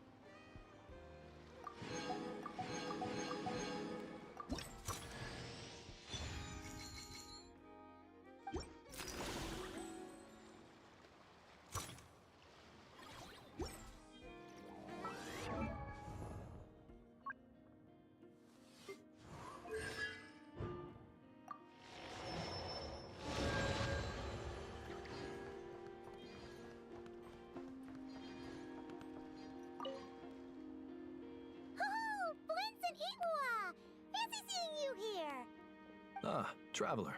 Paimon, how do you do? That's our secondary goal. To put it in Mr. Flintz's words, it's important for Lightkeepers to spend some time in the land of the living every once in a while. That sounds like something he'd say, yeah.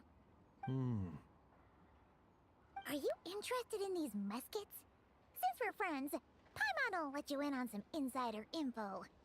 This officer here is basically selling scrap. Oh, I'm well aware. The sign makes that quite clear. True. I'm interested in this particular piece because it brings to mind a picture I once saw. It featured several Ratniki and a Fatui officer who fought alongside them. The weapon that the latter used was identical to this one. The Fatui teamed up with the Lightkeepers? That's not unusual. I've heard similar stories from our older members. The owner of this musket must have been a hero who stood against the Wild Hunt as well. But why would you sell a hero's firearm? That's just how the rules work on our end. Everyone agreed to it. Whether it's a no-name sergeant like me or a renowned hero. Our equipment is to be collected and redistributed once we're dust on the wind. The stuff that's usable is given to new recruits. And the scrap is sold for whatever price it can still fetch. That way, we can at least put it towards feeding the grunts, you know? Better than following them to the grave. Huh. I think I'm going to buy this musket, Mr. Flintz. Could you tell me a few more stories about it when you get the chance? Of course.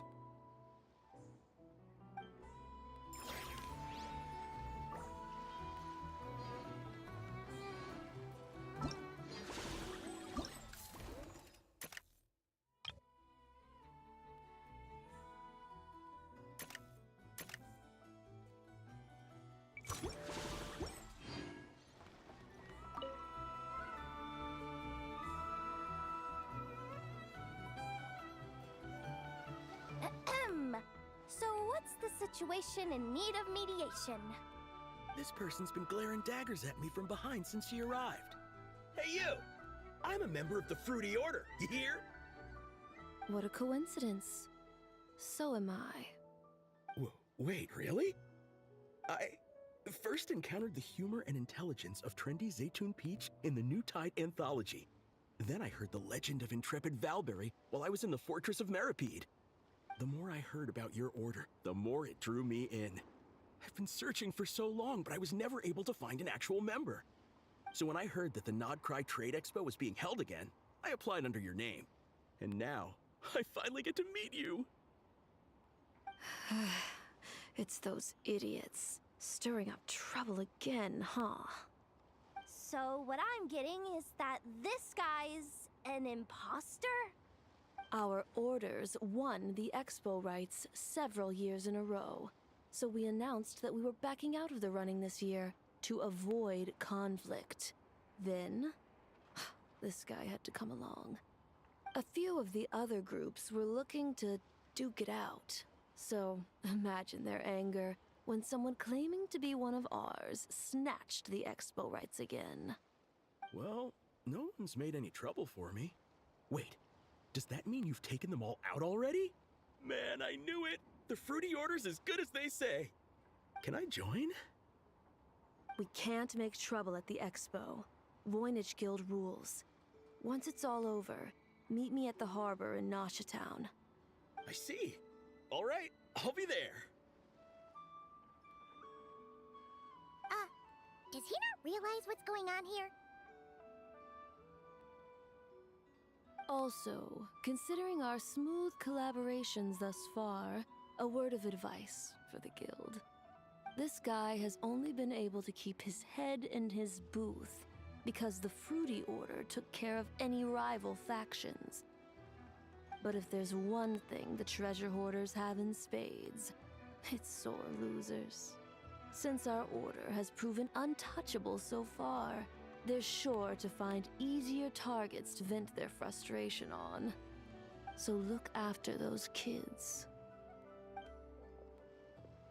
Huh. So this guy has been responsible for more than one conflict so far.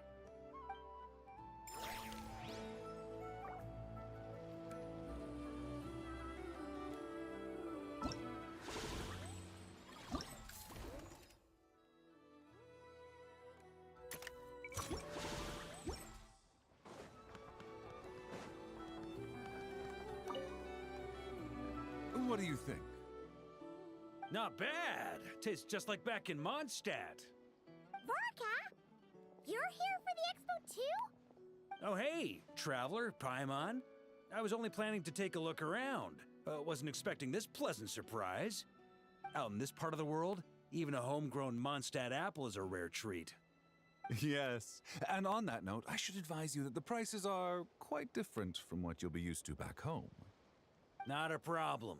It's a price worth paying for a taste of home. I'll take the whole batch and send someone to collect them later. The whole batch? Huh. Looks like you've already made your money back, huh, Lieben?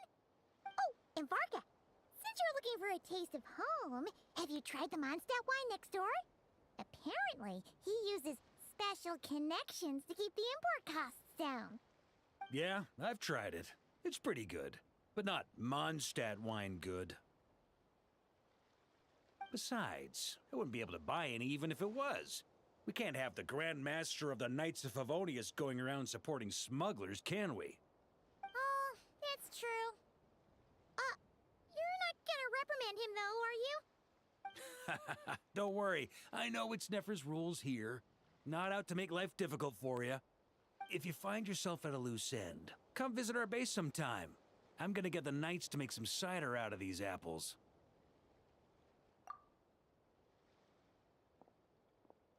You're as generous as they say, Grandmaster. Looks like you finally made some real profit.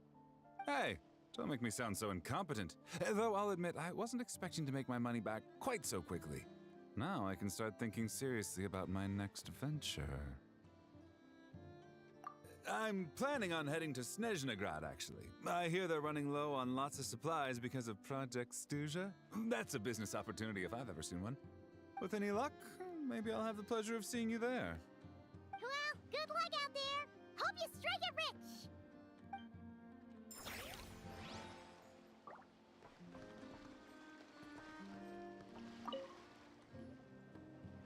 believe you came all this way to investigate me. Still, as a member of this expo, I'm protected by the Voynich Guild. There's nothing you can do to stop me. I know. That's why I'll be taking this up with them directly. It's been a while. What brings you here this time? Are you representing the Dawn Winery, or are you here as Owl? Take your pick. Even Owl would take issue with people smuggling the winery's products. I understand, but please be assured that I would never pit the rules of the Voynich Guild against the interests of the Dawn Winery.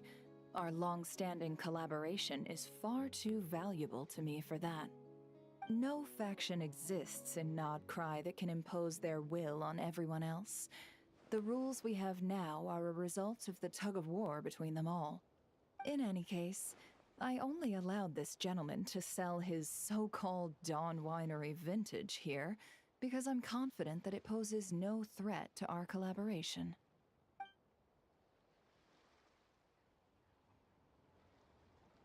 I see. So this isn't from our cellars at all. It's not even from Mondstadt. You... I'm guessing you learned a few of our winemaking techniques, then brewed your own liquor using local ingredients from Nod-Krai. Imitations like these are no threat to our business. Oh, just you watch. One day, my wine will leave the Dawn Winery in the dust! I'll grant that your wine is a perfectly palatable product. But the fact that you didn't dare to sell it without attaching our name to it speaks volumes. That alone tells me that I'll never need to worry about any serious competition from you.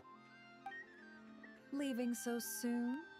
Can't I persuade you to come to the Curatorium of Secrets for some tea with me and your 2 old friends? Hey there!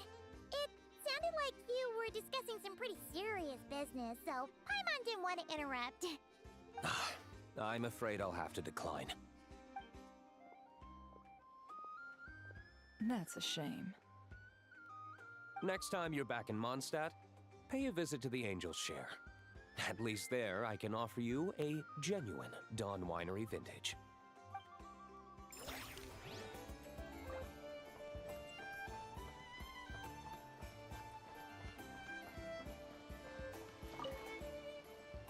See, Lolly, I've been told that the merchants here are all protected by the organizers. I'm afraid confronting him myself will be more trouble than it's worth. Do I have to do everything myself? Oh, please! Granny Eatsley, have mercy! Chaska! Lolly! What are you... It's a long story. Basically, a few members of the Flower Feather clan brought word from Nod-Krai that someone was selling Wyob fragments at this expo. Pretty serious stuff.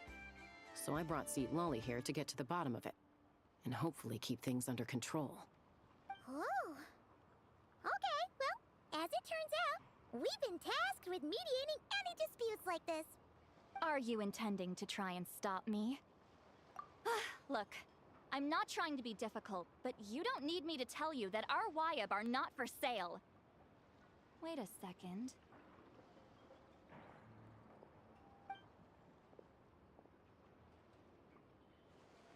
This is just a shard of a Wyob pillar. And its power is long gone, so it no longer has any connection whatsoever to the Wyob. So, tell me, how much did they pay you to ship these out of Natlan? About 800,000 more apiece. What? Apparently, people outside of Natlan don't know all that much about our culture. Some people take one look at those pillars and start bragging that they found a Wyob fragment. I didn't want to correct them, because that way I could drum up the price. Ugh, forget it. Since you asked me so nicely, I'll let him stay here until the expo's over. No point making a mountain out of a molehill. Oh, thank you, Granny Eatsley. Oh, don't start thinking you're off the hook. Once this is over, you're going straight to Biram to face the music.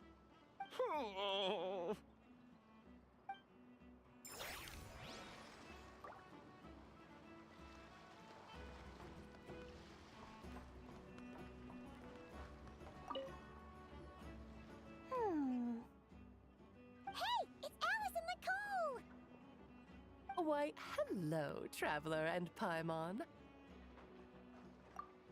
Oh, quite the opposite. I'm her supplier.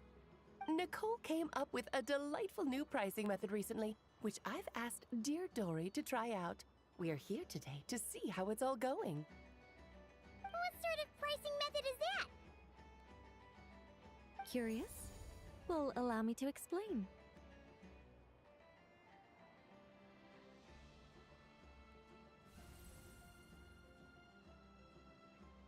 Instead of an amount of mora, you collect courage, kindness, or happiness from the buyer. The key is to make people realize they don't have to be rich. With an excellence of character, even the treasures of the Hexen Circle are within your reach. Kinda like a Seelie guiding intrepid adventurers through various tribulations until they claim their prize. Such fun, wouldn't you say? Not for me. We didn't sell much Hexen Circle gear this time at all. At this point, I'll have to whip out some Samara's specialties just to break even. Wait, you're actually losing money, Dory? You're saying our gifts didn't reach that many people? I'm saying we made diddly squat. Hate to break it to you, Miss Mage, but you don't have much of a heck for business. It might not have made much, but this has been quite a fun little experiment. To make it up to you, all the revenue from our merchandise is yours to keep, Dory. Oh, they don't call you a great mage for nothing, Miss Alice.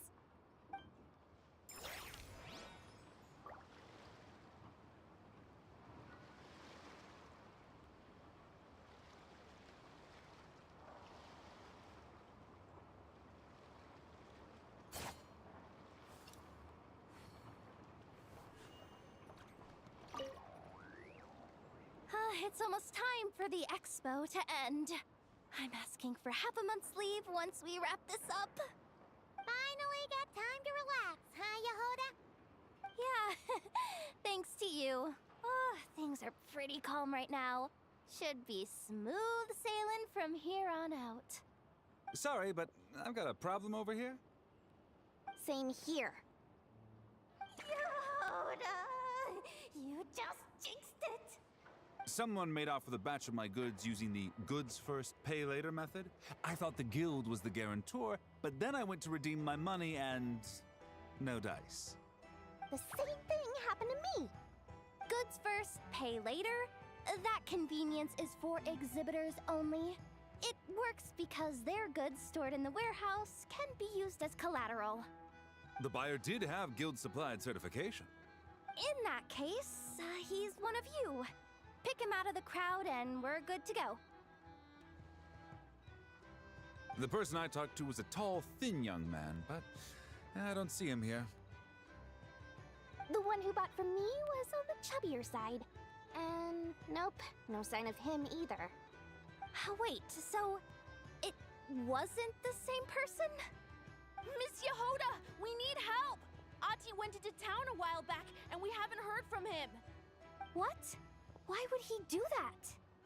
He wanted to use the mora we got from our exhibit to buy everyone a little something in return for looking out for us. So he headed out alone. Gods, this kid... Wait, did he have your certification from the guild with him? Yeah, he's our older brother, so he's in charge of all that stuff. Oh, this is bad.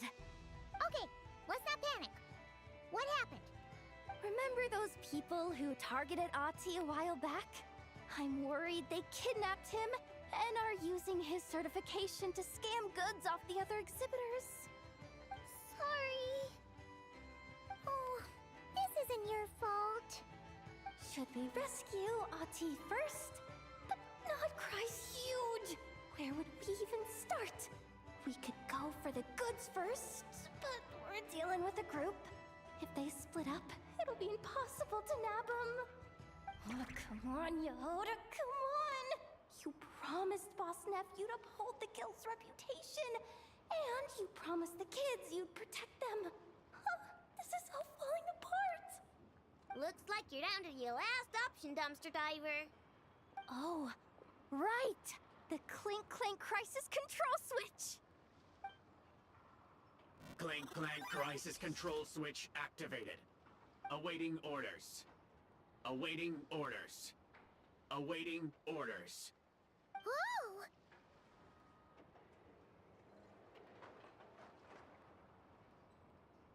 Activating the switch gives you temporary control over all the robots in Nod-Krai. If you wanted, you could turn this whole place upside down.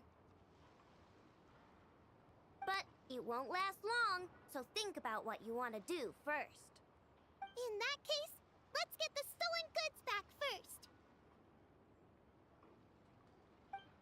All units, advance to rescue Ahti! Miss Jahoda! Orders received. Orders received. Orders received.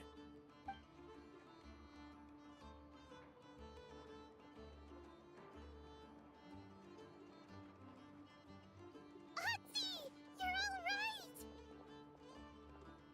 Sorry. I made you all worry. If anyone should be apologizing, it's those awful people who took you. You just wanted to repay everyone's kindness. They stole my expo certificate. Did that cause trouble for anyone? Let's just focus on one thing at a time. Inventory complete. All goods have been retrieved. See? Told ya!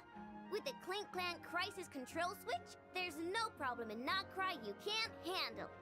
With so many bots around, we didn't have to choose between the rescue and getting the goods back. We were able to do both. I know. These kids call me boss, and as their boss, it's my job to protect them. No way I'm letting them get in trouble with the guild. Thanks, boss. Aino's a great person to have on your side, huh? To be honest, I could hug you right now. But I think I'll have that vacation first. Oh, right! I owe you a hot dog, don't I?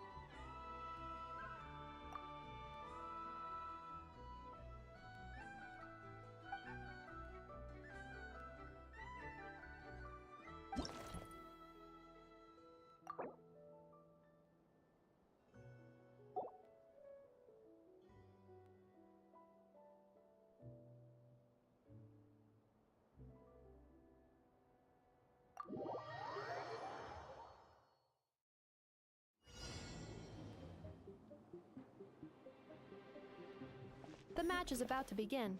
Please, get ready.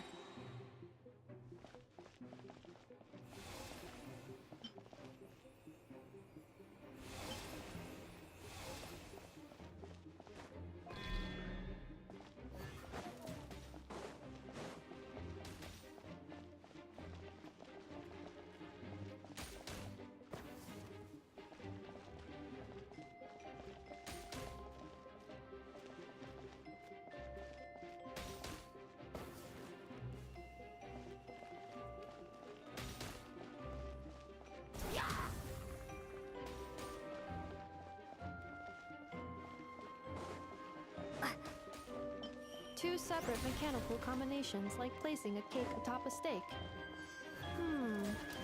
I'd almost never hear this analogy.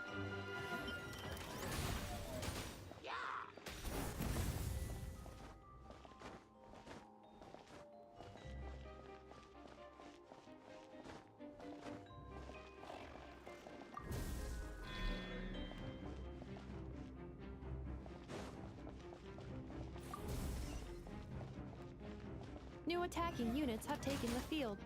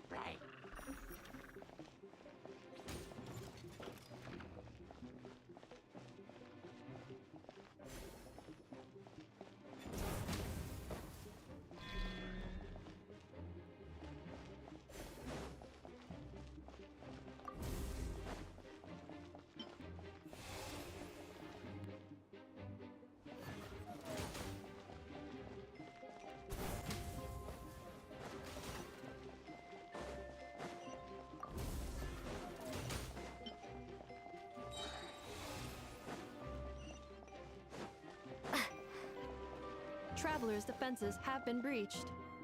I am quite good at this.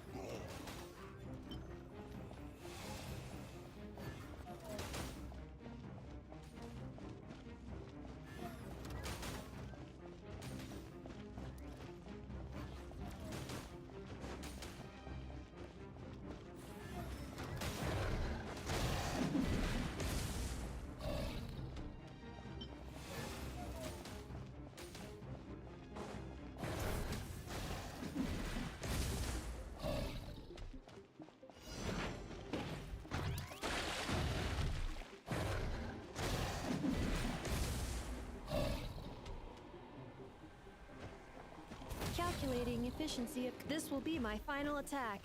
Ha, ha, ha.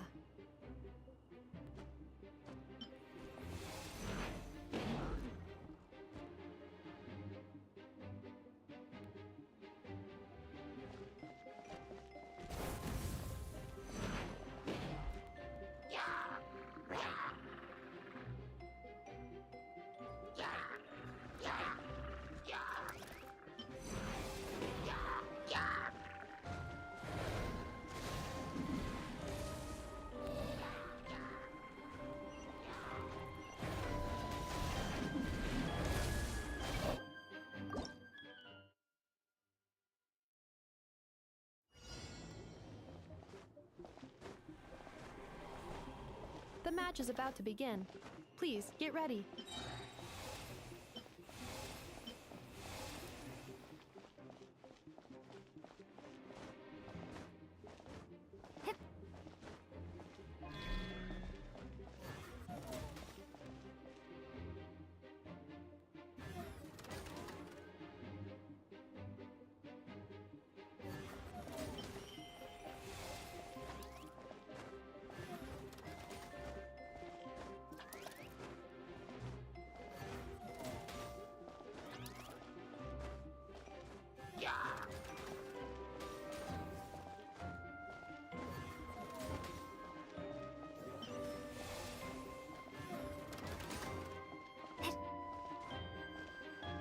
two separate mechanical combinations like placing a cake atop a steak. I almost never hear this analogy.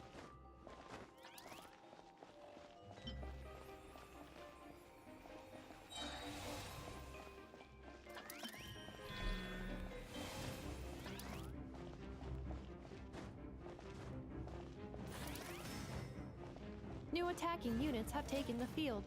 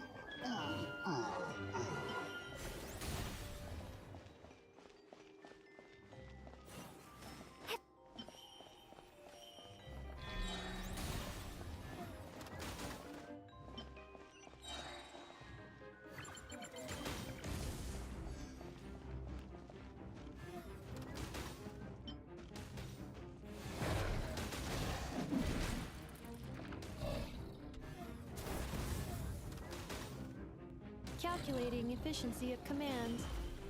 3 times higher than standard.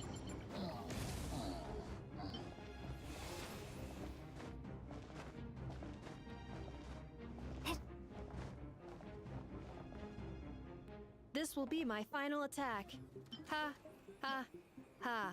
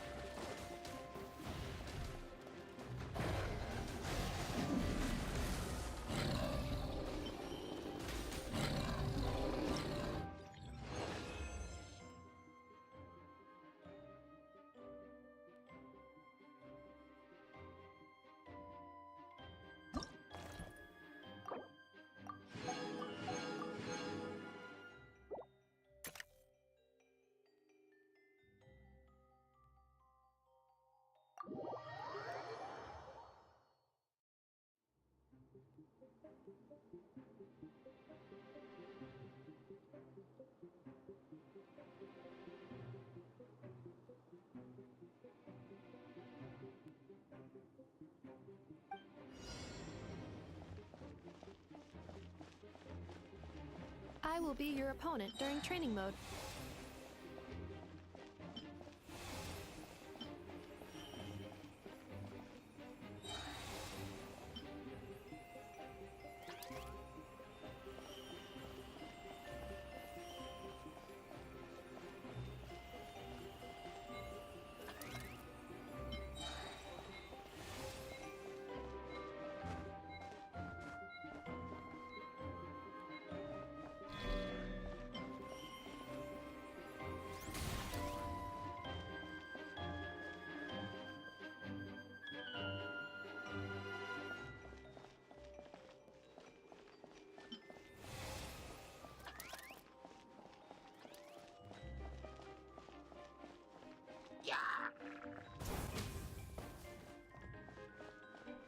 Special reminder, Please check your starter rewards.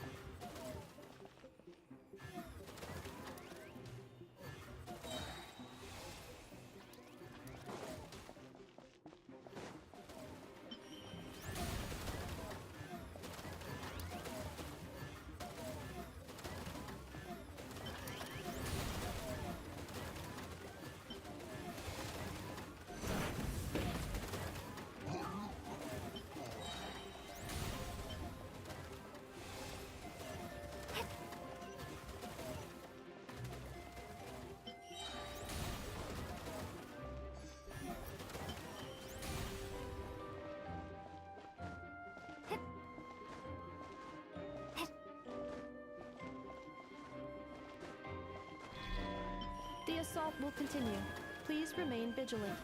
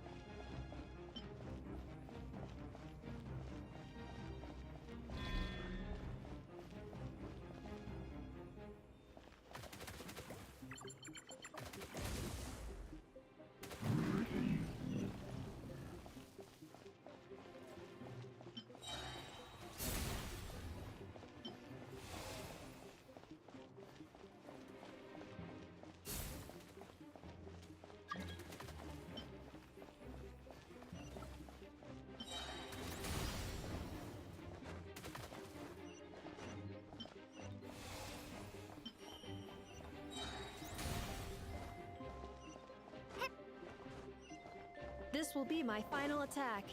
Ha, ha, ha.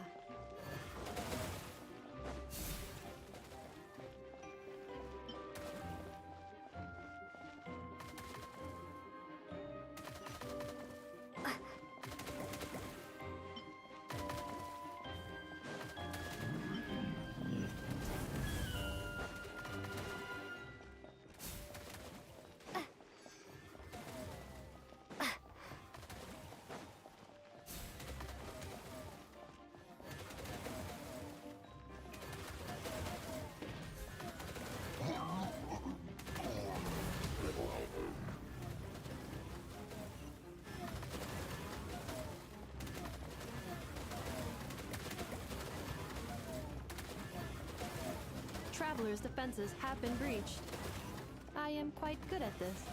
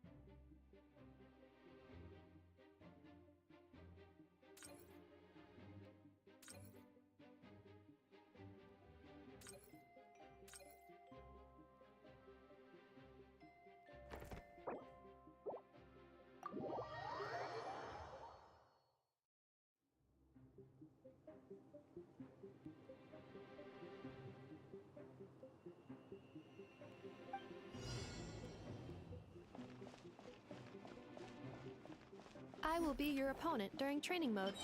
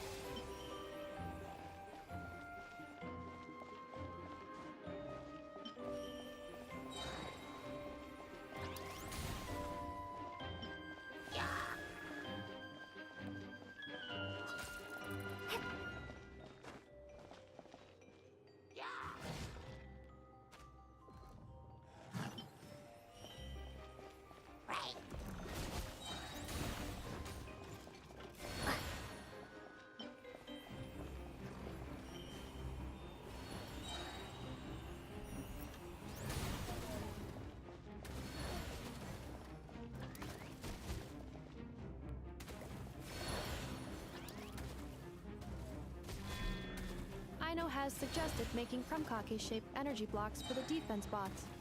However, the chances of her accidentally consuming one would increase by 80%.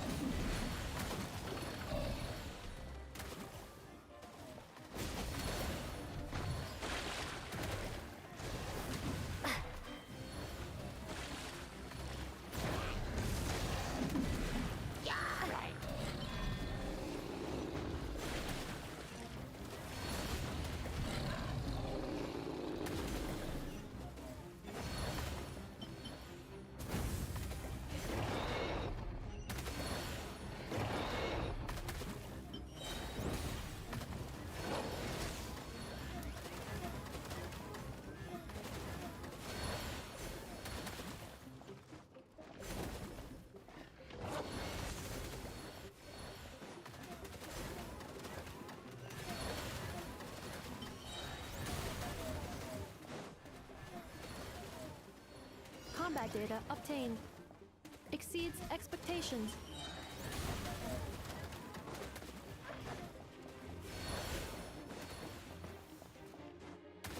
Traveler victory imminent.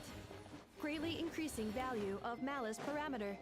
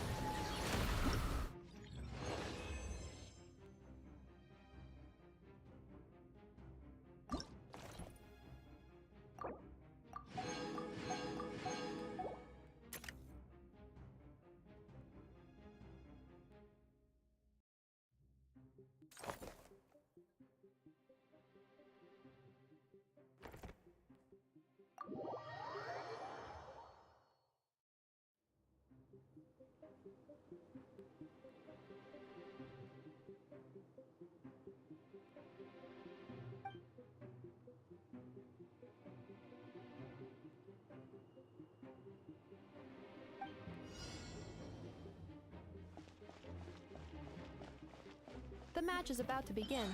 Please, get ready.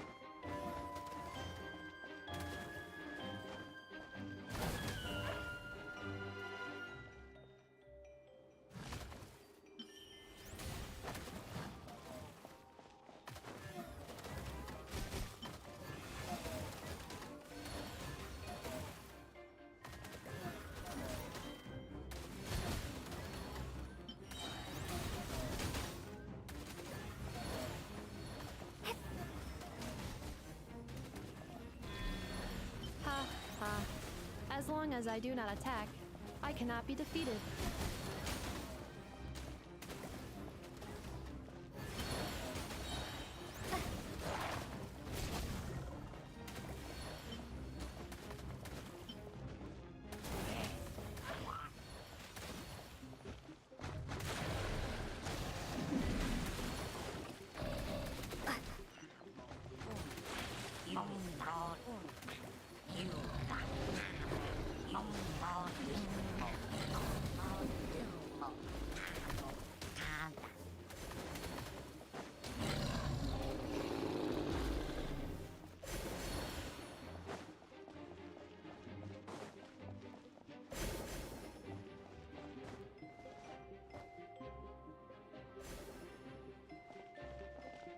Traveler victory imminent. Greatly increasing value of malice parameter.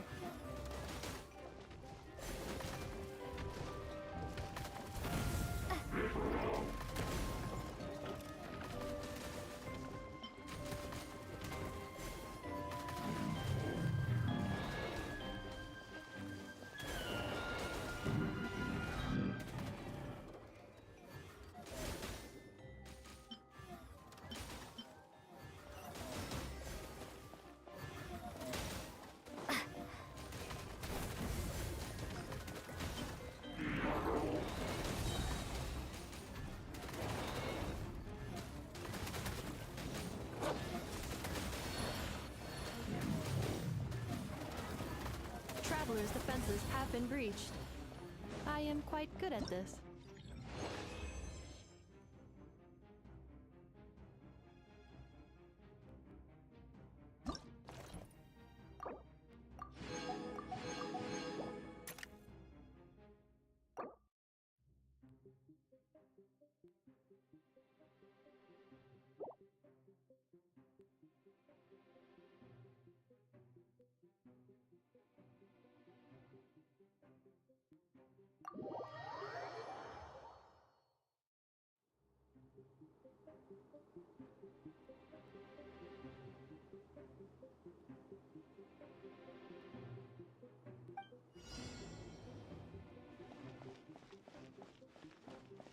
The final round begins.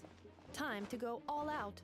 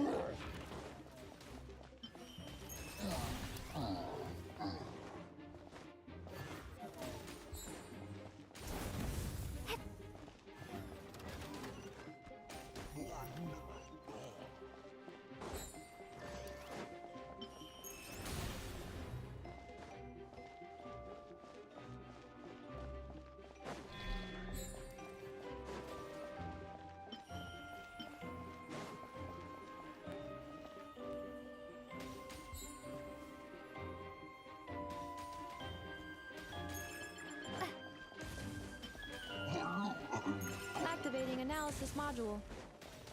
Learning the Traveler's operational logic.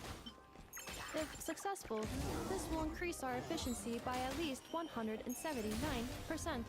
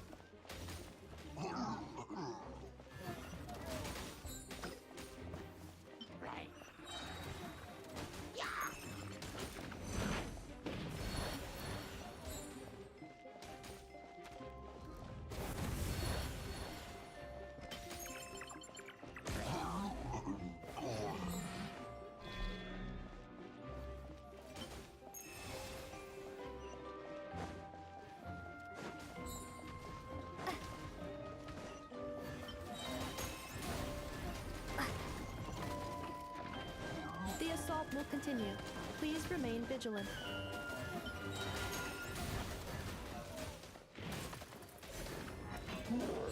Calculating efficiency of commands. 3 times higher than standard.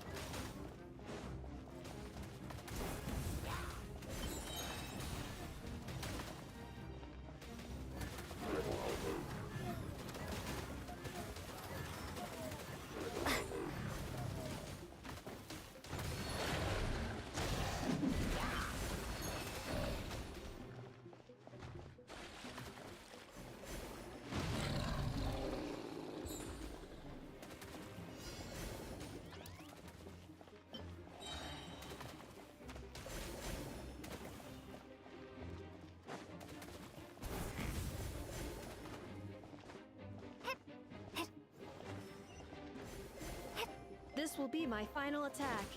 Ha, ha, ha.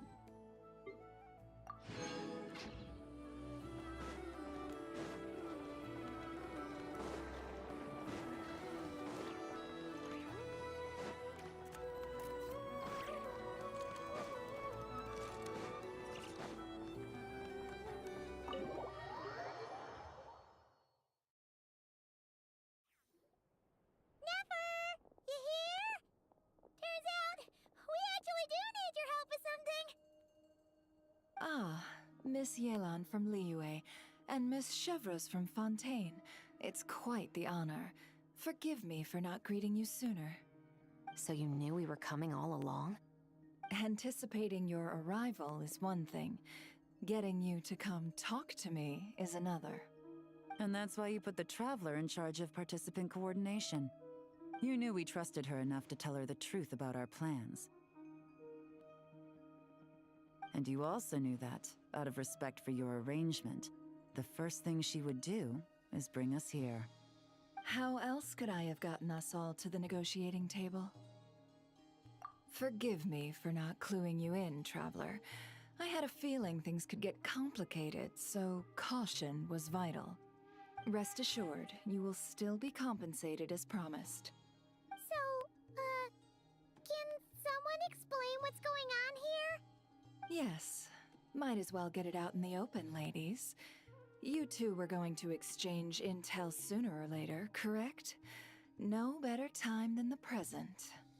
Recently, the bandits at our border have become more aggressive. We don't know how, but they seem to have gotten their hands on some kind of weapon, which has made them a lot more dangerous. The caravan transports have been helpless against their attacks. We're facing a similar situation in Fontaine.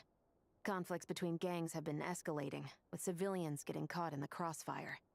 Our investigation indicates that someone has been supplying the gangs with some unusually powerful weaponry. Even with the Spina's help, we've been struggling to curb the fighting. In which case, I think we can confirm that we're facing arms dealers operating on an international scale. Yes, and their cover has been ironclad. There hasn't been so much as a trace leading back to them, until their most recent operation. Let me guess. Someone leaked where the weapons are coming from. And it pointed right to the Nod-Krai Trade Expo. Exactly. I see. Well, weapons tend to be a hot commodity in a market with no restrictions. Say that the person you're searching for is in attendance. Does that mean you're prepared to ruin the expo to nab them? I won't lie to you. Catching this person is my top priority. How about this? In the spirit of being a good host, you give us a bit of leeway to do what's necessary. And in return, we won't do anything to undermine the expo. All deals made at the expo are protected, including those that would be illegal elsewhere. It's the entire purpose of an event like this. The Voynich Guild gets a cut from both the seller and the buyer, so we have a duty to uphold that principle. I can't just let a customer get scooped up by the authorities while everyone watches. You said this was a negotiation, but you don't seem prepared to compromise. Let's think about this. Maybe there's another way? Only deals made through the expo are protected, correct? Oh? Theoretically speaking, were any deals to take place outside of the expo's scope, I would have no right to interfere. Good. Then we can promise that the rules will be followed. I want insurance, then. To hold you to your word, the Traveler must be part of all operations related to the investigation. We have a deal. Then you have my thanks in advance. Looks like negotiations are a success! It's the best outcome I could have asked for. I appreciate the help, Traveler. In that case, do me one more favor, would you?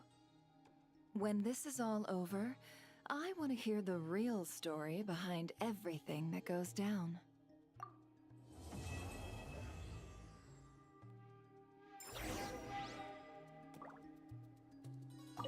When this is all over, I want to hear— Looks like we'll be working together quite closely. The pleasure is all mine, of course. This whole negotiation really feels like something out of a light novel.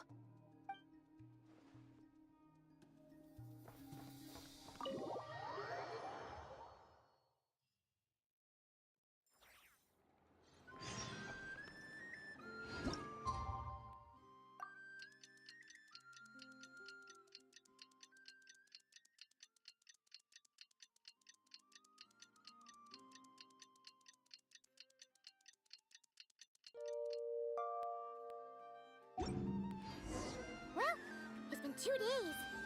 Wonder how the investigation's going. Let's go check in with Yelan and Shepras.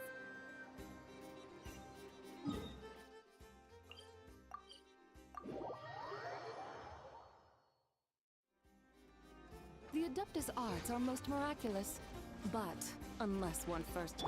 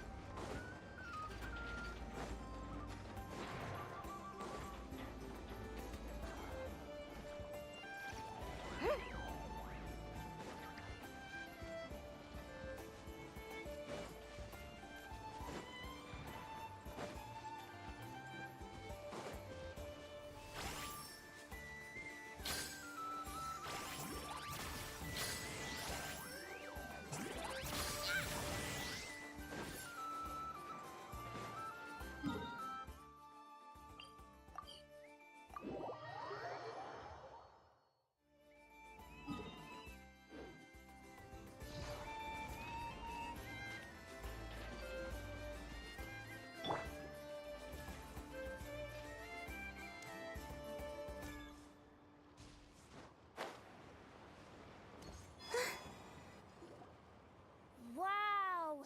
Can this launch blaster thing really shoot stuff from that far away? It does launch and blast things, but it's actually called a ballista. And yes, it can. But how does it stay on target? It uses a remote guidance system. But I'll let you in on a little secret. The upgraded version doesn't even need that. Can I give it a try? Oh, not a chance, kid. Can't have you hurting yourself. Believe me, this thing is even more powerful than it looks. Ask me again once you're older. Hey, Beto! What you up to? Oh, it's you two! I was just introducing our product to these discerning young customers. Paimon thought you were here for some, you know, fishing? Wait, are these 3? What? No, of course not. The kids were just curious, that's all. I'm sorry. Are these 3 preventing you from doing business? Let me get them out of your hair. Come on, time to go. Oh, do we have to? Don't sweat it. They were just curious. I'm happy to tell them more about it. No, we've taken up enough of your time already. Neb, don't bother people when they're trying to work, okay? Okay. It was no bother, I swear. In fact, once the expo is over, come find me on my ship, and I'll let you see the ballista in action. How does that sound? How much would it cost?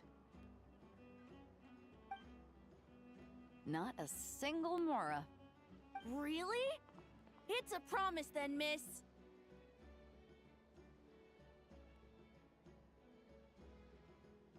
Your vessel.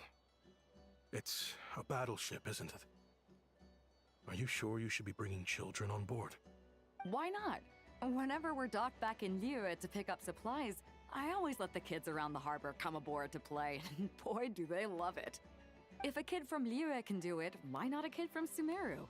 A battleship may as well be a giant playground to them. Is that so? I've heard that people in Liyue also turn gunpowder into explosive firecrackers and give them to children as toys.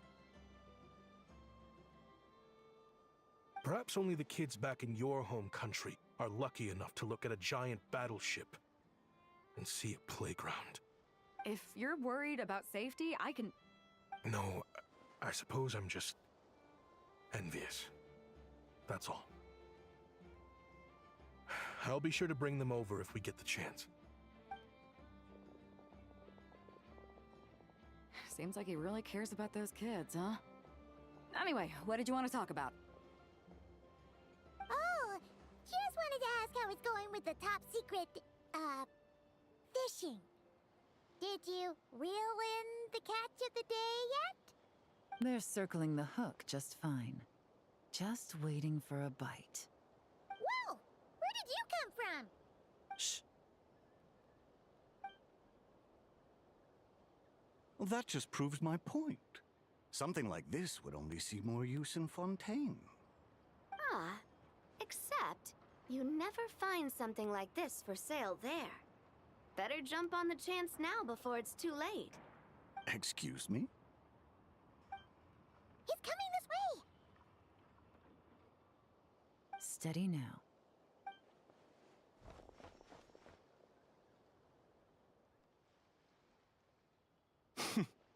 That's mighty expensive. Well, no one's forcing you to buy it. If you're not interested, you're free to move along. What? Come on. There's no rule saying we can't haggle. The Voynich Guild gets a cut of whatever I sell. Obviously, that's factored into the price. Don't like it? Take it up with them. Listen, I can tell this is something special. If you're willing to go a bit lower, I'm prepared to cut a huge deal. I know it's something special, so I plan on getting paid what it's worth.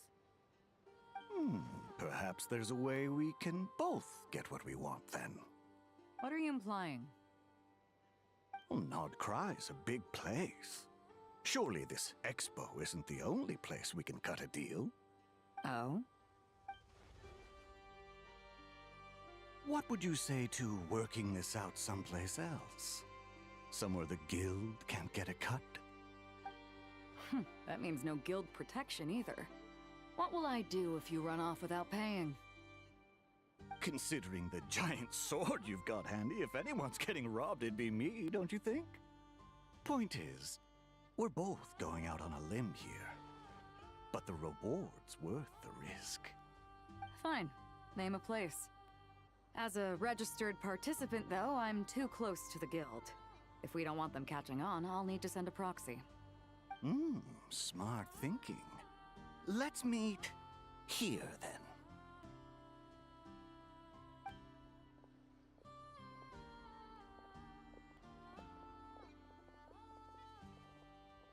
Good. He took the bait. Let's go elsewhere to discuss our next move.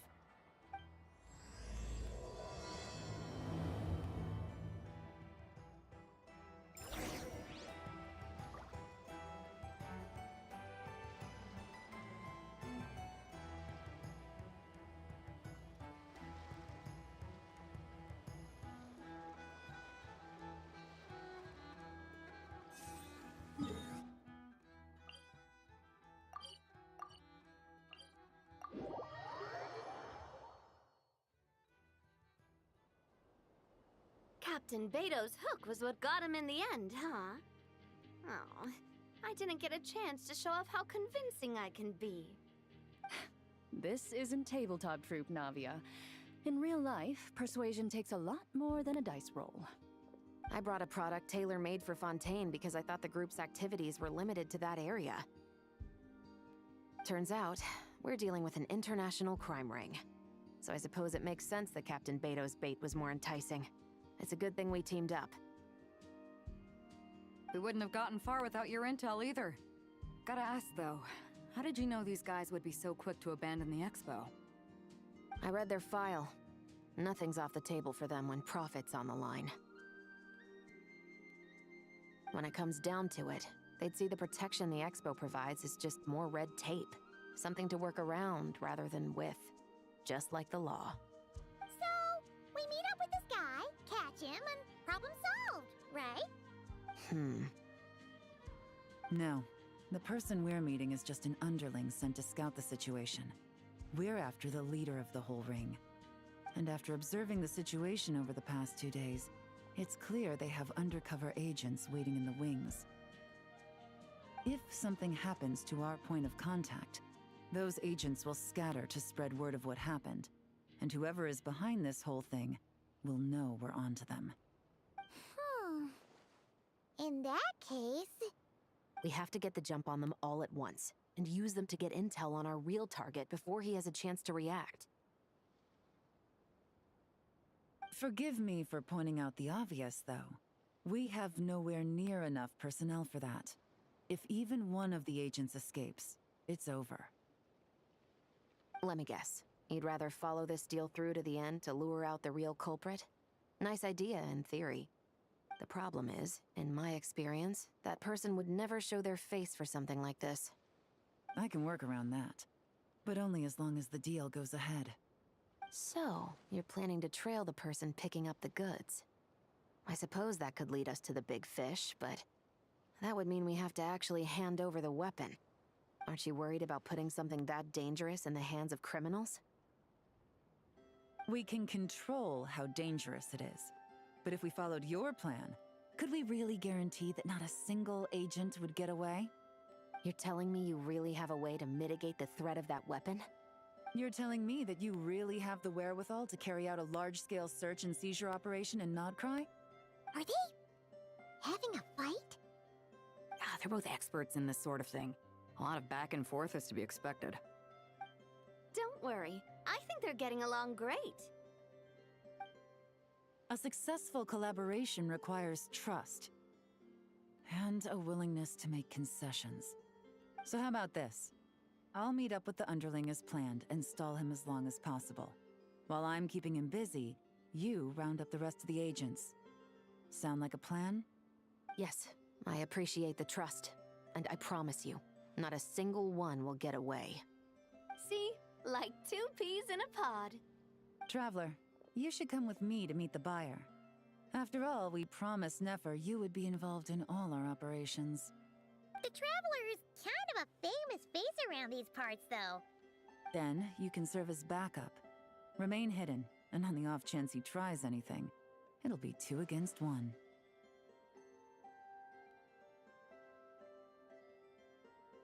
Ha! Let's do this thing!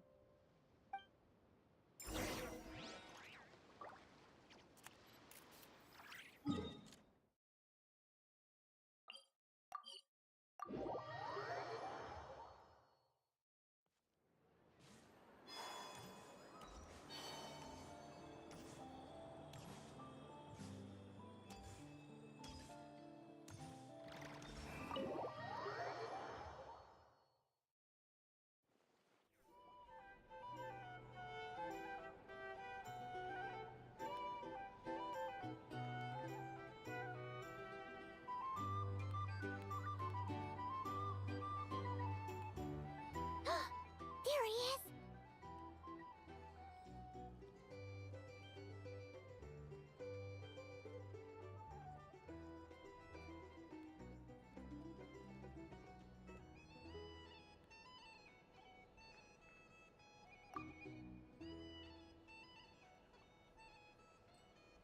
You really can't go lower? Best I can do is shave off the amount the guild was going to take. You're a tough nut to crack. How do you plan to deliver the goods? Depends on what you need. You don't look like you're from around these parts. So I'm guessing you need sea transport? Yes, but there are a lot of eyes on the port. It would be better to dismantle the product and transport the components in crates. That might be tricky. If you're worried about getting caught, then let's bypass the port entirely. We can launch from a secluded shoreline and use our own boat for transport. Sorry, but I'd still prefer to have it dismantled and stored in regular crates. Ah, I'm guessing the port of arrival is where you resell the goods? You want it hidden in unassuming cargo crates, because you operate right out in the open.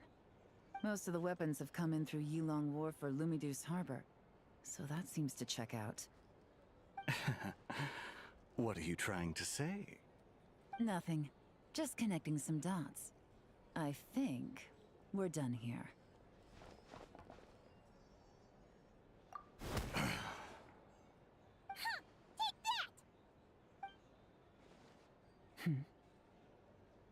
Out of the way!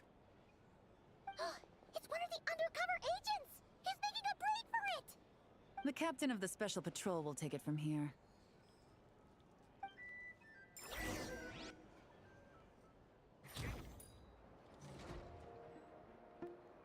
One just popped up.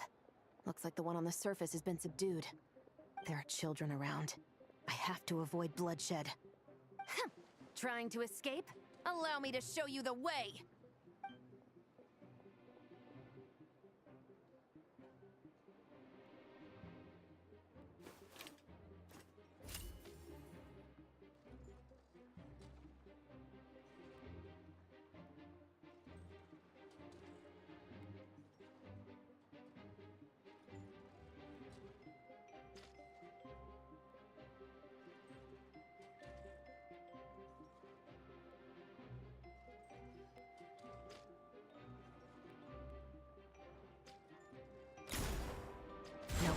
Not this way.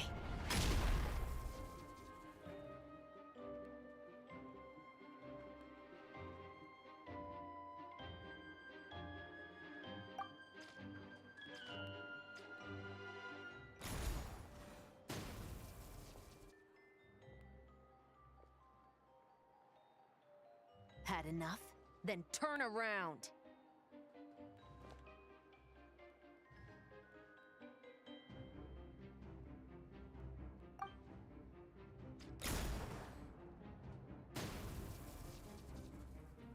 Out of steam yet? 'Cause I can do this all day!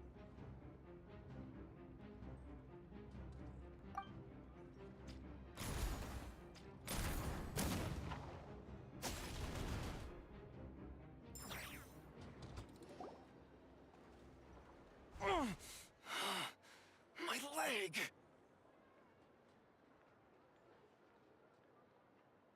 Is still attached. And if you want to keep it that way, I suggest you stay right where you are. A special patrol uniform. You think bringing me in is enough? Do you even know how many of us there are? If even one gets a... 5 at the port, 10 on the outskirts of Nasha Town, 3 near the plaza. Factoring in you and the buyer, that makes 20. Save the best for last, right? How did you... Don't even think about it.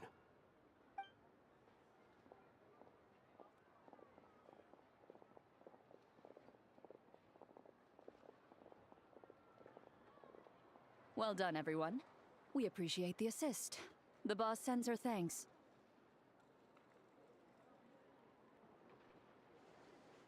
It was an honor. Without the Spina's help back in the day, we never would have been able to make it in Nod-Krai. It was about time we returned the favor. What? I needed to make you seem intimidating to get these local gangs on our side. We've been over this. Yeah, I know. But hearing you call me boss will never not be hilarious.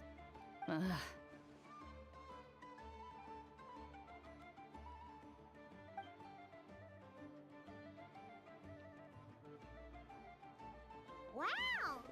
Navia is something else! Well, that explains your confidence.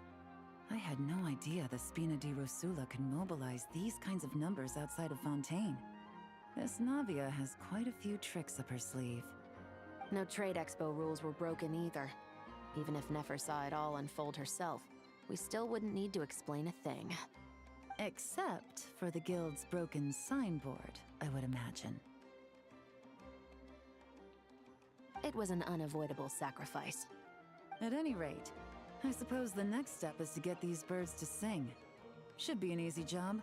The Maison Gardiennage has a reputation for highly effective interrogation tactics. And if that doesn't work, I've heard that spies from Liyue have their ways of making people talk as well. Yes, that means the operation was a success, right? So far. Once we get someone to reveal who the mastermind behind all this is, that's when the real work begins. I'm sure that person is in hiding somewhere far removed from the expo. But as far as our deal with the Curatorium goes, I think that's a wrap. Shouldn't we update Nefer then? First, we need to figure out what we can learn from these agents. We'll be in touch once we have the information. Then we can head to the Curatorium together.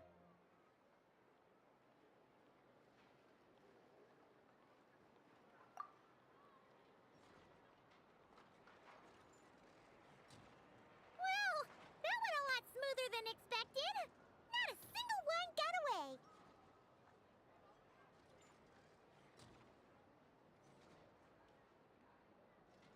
You're thinking about Nefer's final request, huh? Let's see. We have 2 expert detectives from separate nations teaming up to uncover an international crime ring. That's not a bad story.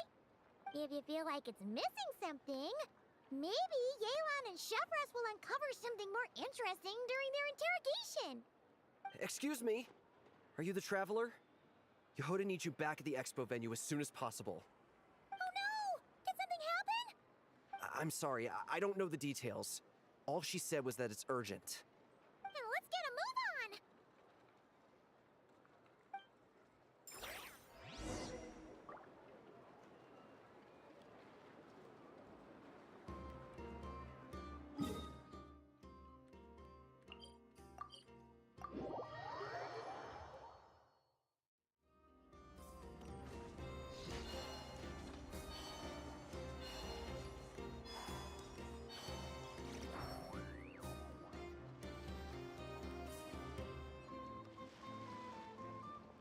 Either I throw the guild under the bus, or I get on the bad side of a terrifying merc captain.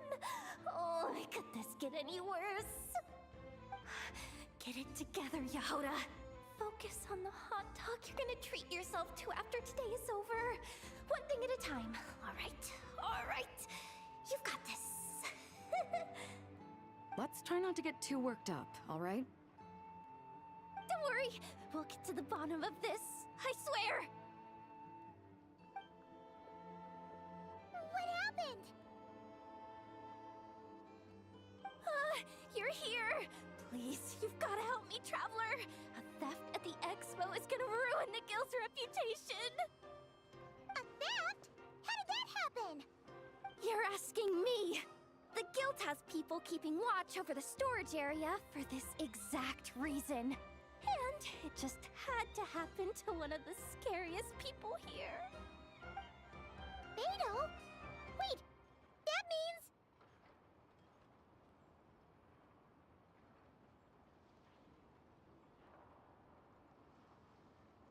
The guild asked us to keep our goods stored on the designated shelves. I had a few prototypes that I was using for demonstration, which I had stored there. But when I came to check on things just now, I noticed that all of them had been stolen. And each ballista is super dangerous! If they fall into the wrong hands... Well, all the prototypes have a failsafe designed to prevent unauthorized use, so it could be worse. Still, we should get them back as soon as possible. The guild will make sure of that. If you could just keep this between us for now, we would be super appreciative. Do we have to tell her? Honesty is the best policy. That's what he taught us. I know, it's just...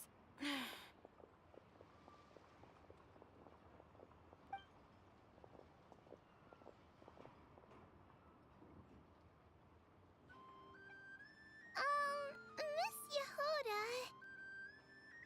What are you three doing here?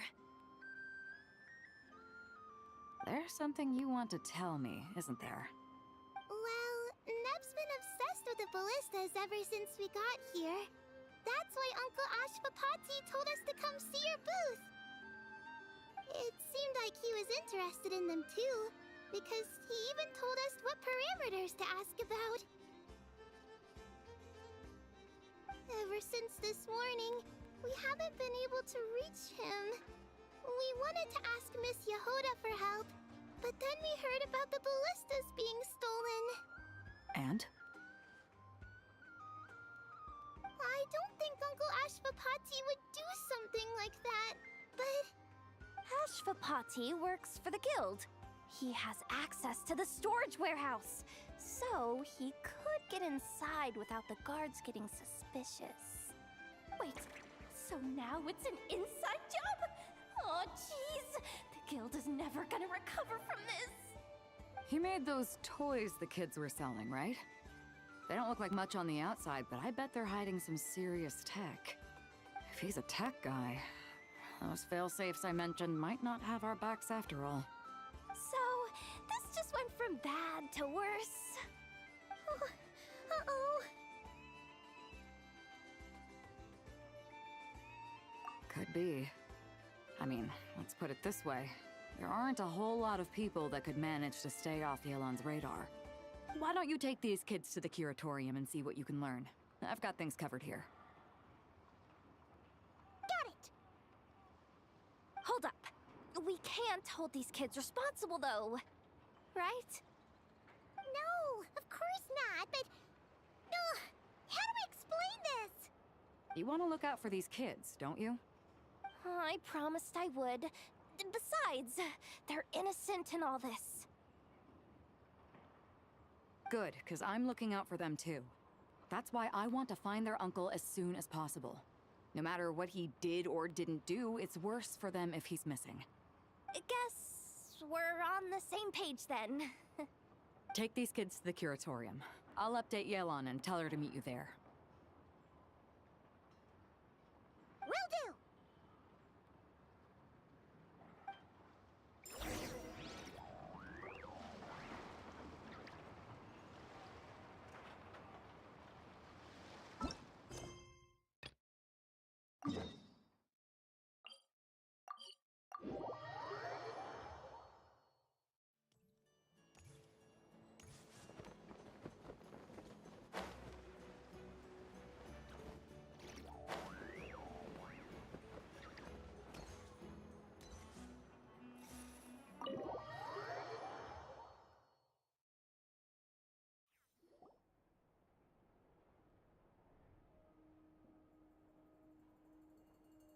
Well, this complicates things. Here I was hoping the trouble would start and end with you two. But no matter. This will all make for a very engaging story. I wouldn't be so flippant. This time, it's one of yours causing trouble. I'm starting to wonder if all those agents we captured were just a distraction, so the real culprit could make their move. It's all still up in the air right now. What can you three tell us about Ashvapati? Uncle Ashvapati isn't our real uncle, but he is our guardian. He adopted us when we were little. He told us we all came from the same band of eremites in the desert, but apparently, we're the only ones left. We've been traveling from place to place with him for as long as I can remember. We got to Nod-Krai not too long ago. Their eyes. What about them? I'm just reminded of something. About a decade ago, there was a band of eremites who, seemingly out of nowhere, gained technological capabilities far surpassing those of other groups. Leveraging that advantage, they built a number of highly advanced weapons and sold them to the highest bidder. The conflicts in the desert became even bloodier as a result. While the other groups were tearing each other to shreds, these newly minted arms traders stood by and reaped the spoils. But before long, their own weapons were turned against them. And as the flames of conflict engulfed the desert, the group met their end. None of the weapons survived, and so in the wake of that destruction, the status quo of the desert was restored. That's terrible. In the desert, it's kill or be killed. People will stop at nothing to gain the upper hand. If this happened in Fontaine or Liyue, I'm sure the perpetrators would have been prosecuted to the full extent of the law. But in the desert, no one bats an eye. From what they've told us, sounds like these kids are orphans from that particular band of eremites. Which means their guardian is likely one of the few survivors as well.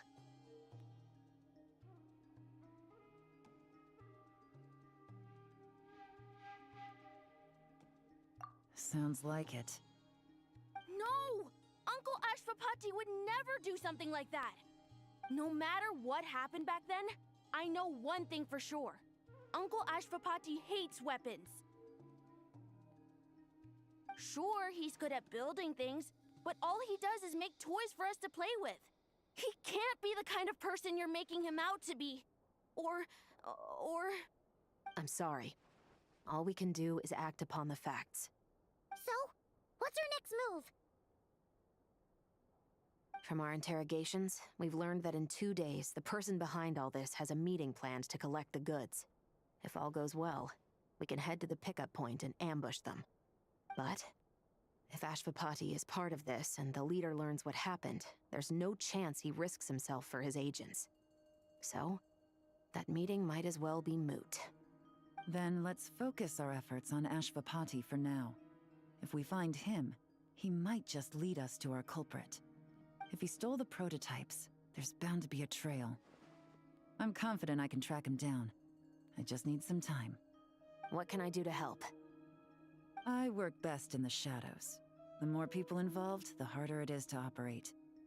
As soon as I've got a location, though, he's all yours. You let me handle the search, and I'll let the Special Patrol handle the seizure. That does sound like the most feasible plan. I'll be waiting for the good news. Seizure? Hey! Don't worry too much right now. The most important thing is that we find your uncle. The rest can wait. Okay. Looks like I'll need to enlist your services for a bit longer, Traveler.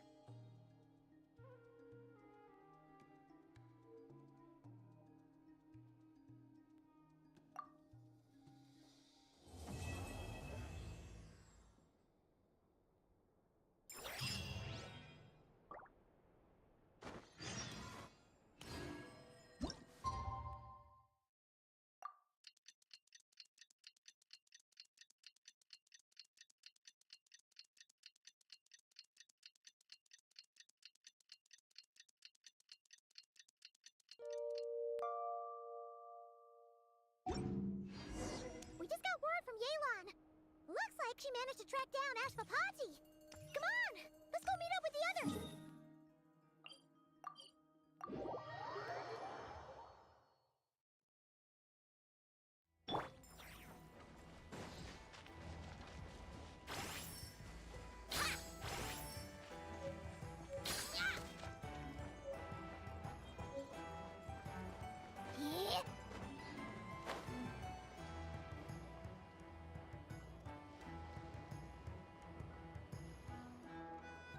Took me a bit longer than I expected, but I found where he's hiding.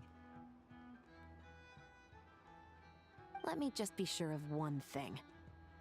We're dealing with someone who has extremely dangerous weaponry in his hands. If it comes to it, are you prepared to handle the worst-case scenario? Absolutely. You just need to trust us, just like we trusted you earlier. Yeah, we've got this. My crew's already locked and loaded. I'll take you at your word. I know you said you wanted to keep this operation small, but I still thought you could use some backup. So, I chose a few promising young Spina members to help out. Clarand and I have got things covered at the expo. Guess we're ready to roll then! Now that you're here, I guess we can get this show on the road.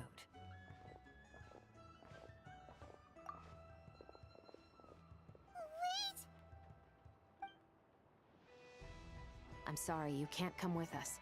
You need to stay at the expo like we agreed. It's for your own safety. We know. It's just... Do you really think Uncle Ashvapati is working for the bad guys? I wish I could answer that question, but it would just be speculation. And I work based off evidence. He's been gone for 2 days now, and he just left us here. He's never done that before. Maybe he really is working for those people and was afraid of getting caught. But if that's true, then that means he must have been involved in making and selling weapons in the past too. Wouldn't that make him a bad person? That's not for us to say. Take a look around the expo. There are plenty of other people making and selling weapons. Doesn't mean they're necessarily all bad people. Really? The same is true for your uncle. Whatever he may have done in the past, the real question we need to ask is why. There's a lot we need to know before we can judge a person. In Fontaine, we have a long and complicated process in place just to make sure we get the right answer to that question. Yeah. Why would Uncle Ashvapati do something like that? How about this? I'll make sure that Miss Chevras and Miss Yelan promise to bring your uncle back safe and sound. Then you can ask him yourselves. Thanks, miss.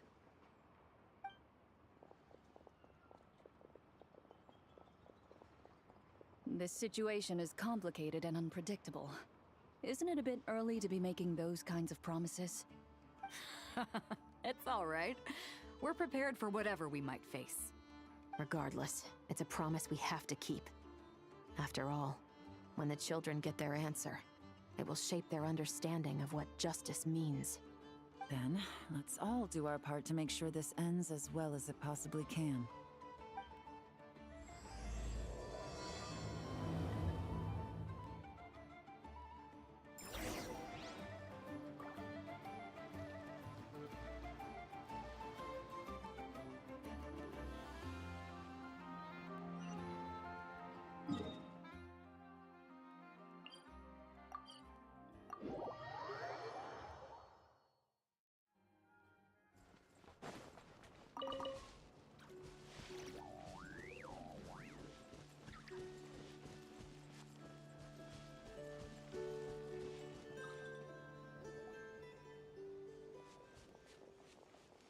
Stop right there!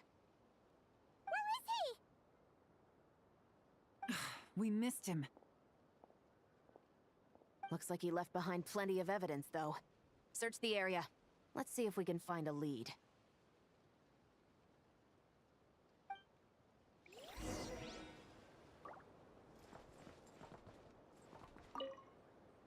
Search the area.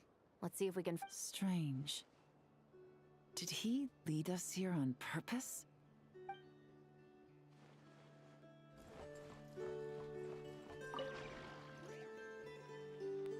These records look suspiciously familiar. Yeah. Doesn't seem very coincidental to me either. What is it?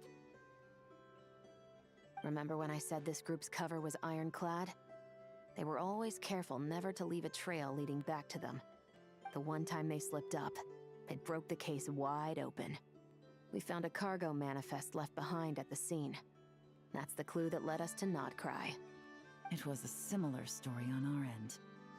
And now that same manifest shows up here, among the records left behind by Ashvapati. So, he's the guy that slipped up back then? Unless it wasn't a slip-up at all. How does the same clue get left behind at two separate scenes and picked up by two separate law enforcement agencies? Thinking back on it now, it doesn't seem quite so accidental after all. No. Almost like he led us here on purpose. But for what reason?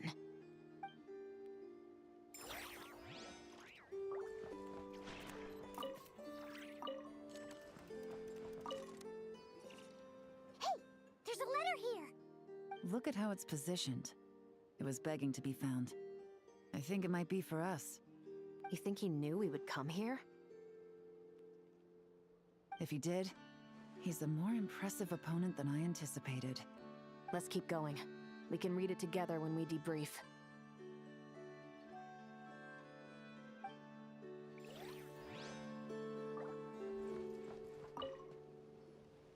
Wait! Is this what Paimon thinks it is? It's the display model that goes with the prototype. Guess that does make him our thief. What's worse is that, with his technical background, I bet he managed to bypass the security features on the prototype. You're saying our guy has a battle-ready ballista in his possession, just waiting to be unleashed? Oh, this isn't looking good! Something isn't adding up. All the evidence suggests that he was here alone. Which begs the question, why would he unlock the ballista's features before even meeting up with his boss? That's a question for another time. We need to focus on where he's going next. This situation seems more complicated than we imagined. It looks like Ashvapati does have a connection to our criminal gang, but it might not be what we thought at first. You don't think he's working for them? Unlikely. He lured us to Nod-Krai, prepared those weapons on his own, deliberately put us on his trail. This is looking more and more like the work of an independent actor. Well, if we want to get to the bottom of this, he's still our best lead.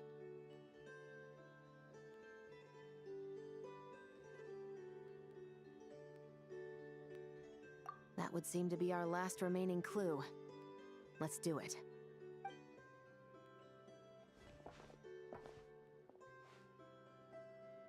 To the officers of the Special Security and Surveillance Patrol and the Liyue Qixing, you certainly live up to your reputation. Within a single day, you were able to eliminate over half of the gang's forces. I appreciate the effort. I doubt my secret hiding spot will be a secret much longer. So I suppose it's my turn to throw my hat in the ring. I'm just glad I no longer have to run. So, before my day in court is upon me, allow me to confess to my crimes.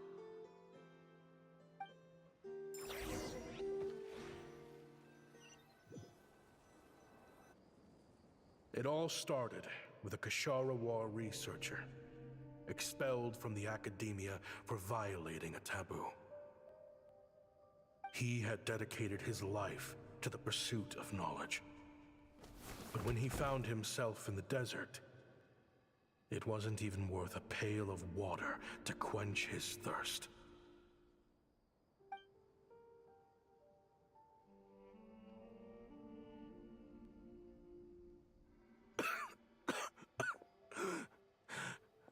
Could you spare some water? I'm a Kshatriya researcher. If you need something, I could. Researchers like you are a dime a dozen. Smart as a whip until you find yourself in the desert. Then, you're lucky to survive the night. Are you mocking me? No, son. Just still trying to figure out why I've got such a soft spot for strays like you. Here, give me your canteen.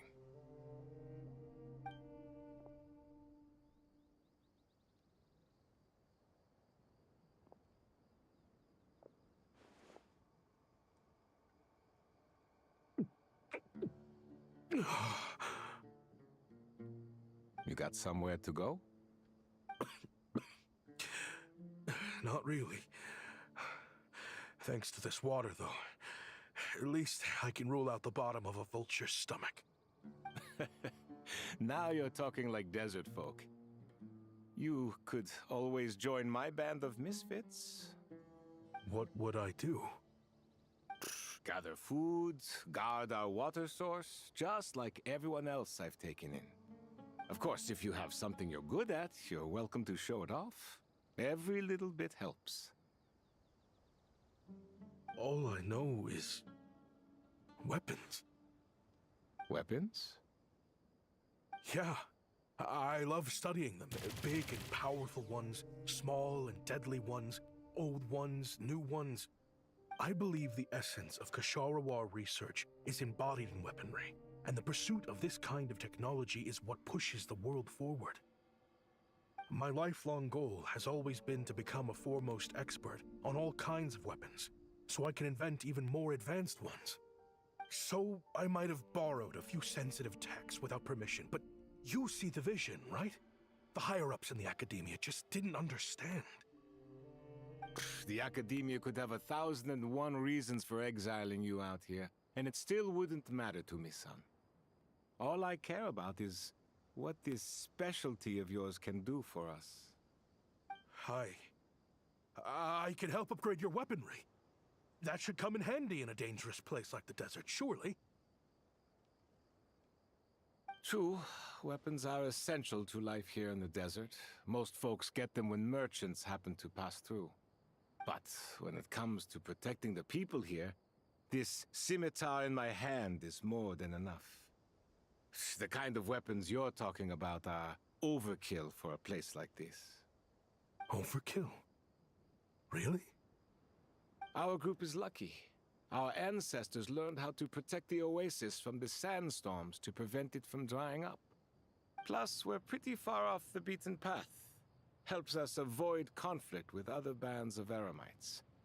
All in all, we don't have to travel to find water, we don't have to fight off other desert folk. It's a real place to call home. There are plenty of ways to die in the desert, but behind a lot of them lies too much ambition. So, having somewhere to settle down is more than enough for me. I see. Guess I could do some odd jobs then. I've heard you Ksharowa scholars are handy with all kinds of gadgets. You could always make something for the kids. You mean, like, toys? Yes, if you wouldn't mind. It'll give them something to do. Life can get boring out here. All right, then. And just like that, a Ksharowa scholar at the cutting edge of his field ended up in the desert, making toys for children. It got boring from time to time, but all in all, those days were quite pleasant. The Eremites accepted me as one of their own, and all the children loved me. Looking back now, I wish I could have lived like that until the end of my days. But then, those despicable people showed up, and it changed everything. Don't rush me. These materials are in short supply. Oh, they've got a lot of nerve showing their faces back here. Send the gem? It has been a while. Well, we have a right to this oasis too. Our ancestors were part of the group that discovered it. You hated this place. After that giant sandstorm when everyone else was trying to figure out how to help, you got out of Dodge the first chance you could get! Because I knew better than to be stubborn. Stay in one place too long around here, and it might just be your grave. You abandoned this place. If we'd done the same, the oasis wouldn't even exist anymore. You gave up your right to be here a long time ago. I heard they joined another band of Eremites after leaving us, but got kicked out. I bet they're only crawling back to us now because they've got nowhere else to go. Chief, should we drive him off? I'd like to see you try. I'm warning you. You won't get rid of us that easily. Leave them be. This oasis has always been big enough to sustain more than one group of people. It's not worth spilling blood over. All that matters is keeping the people here safe. At the time, I didn't think much of it. Just Chaim Wazet being the kind-hearted man he always had been. And so, normal life continued. Much unchanged. Well, mostly. You can take the scholar out of the academia, but putting your life's work behind you is easier said than done. I often found myself flipping through my collection of blueprints and sketches. The ruin drakes scattered around Sumeru were of particular interest to me. As far as I knew, no one had been able to analyze or reproduce the technology within those mechanisms. But I was able to design a kind of lure to bait them into attacking a specific target, in effect, turning them into a weapon. Somehow, the new arrivals at the oasis must have caught wind of it, because they soon started taking an interest in me. Hope you don't mind me asking, but is that a weapon you're researching? I do mind, actually. It's none of your business. Rumor is you used to be a researcher at the academia. All that knowledge going to waste out here in the sticks. What a shame. What do you want? I want to team up. The rules and red tape that got you kicked out of the academia, they don't exist in the desert. You could take this research to the next level. As things stand, all you've got is a blueprint and a pipe dream. But what if you had access to the right funds and materials? What are you suggesting? Me and my men can get you what you need. In return, all you gotta do is bring this sketch to life. We've always had a good eye for business. Just never the right product. But this thing right here, The different bands of Eremites are gonna shell out Mora left and right to get their hands on it. You want to sell it? It's a win-win. You provide the goods, and I earn enough Mora from these people to fund the research of your dreams. I don't know. I understand what you're worried about, but listen, it won't come back to bite the people here. These people don't think bigger than this place. They don't get involved in conflict. I mean, come on. Their biggest enemy is the weather. You've made a bad name for yourself around here. I don't want any part in this. Well, it's your choice. But it could be the last meaningful choice you ever get in life. So I'll ask you again.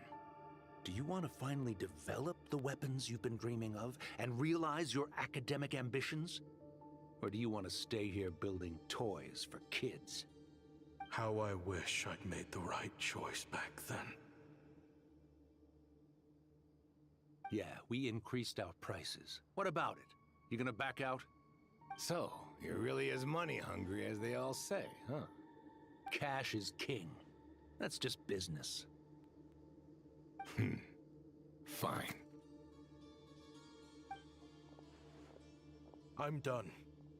I want out. What are you talking about? We're making bank here. I know what the weapons have been used for, and I refuse to be an accomplice to all this any longer. An accomplice? Listen, that's got nothing to do with us. People would be at each other's throats with or without our weapons. So they die to a machine instead of a scimitar. What difference does it make? Can't you sell more than just weapons? Surely this can't be all the Eremites are interested in buying. If you want to make the big Mora, you gotta push what sells. That's just how it is. And that right there is why I want out. Fine. I've made more than enough to leave this dump in the dust anyway. If you want out so bad, have it your way. What was that?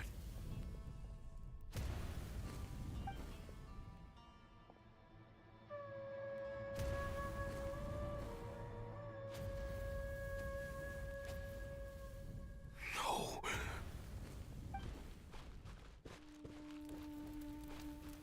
Kaem was it?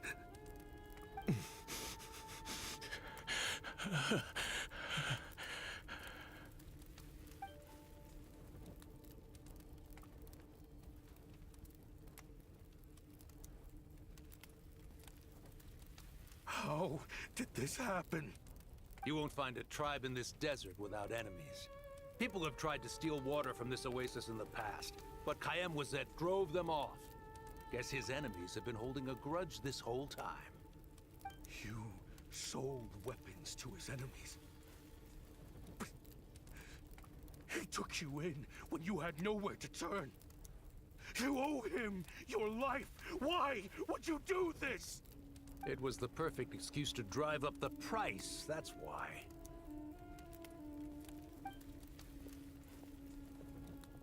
It was only later that I found out.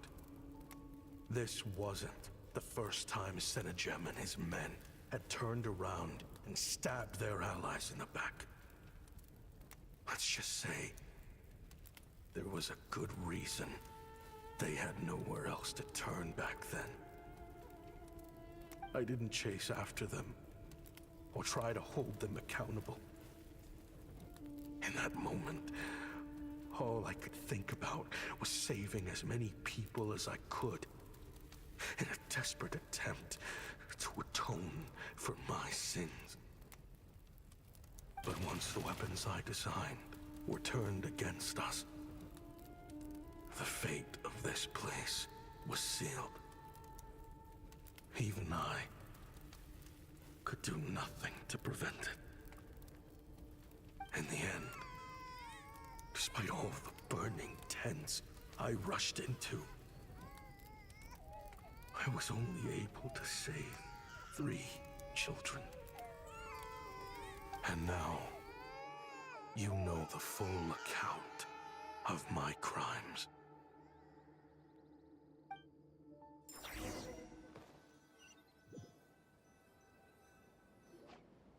I've been raising them ever since, while attempting to hunt down the men who made them orphans in the first place.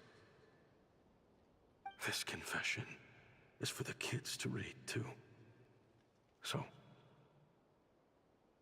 I hope you'll pass it along to them.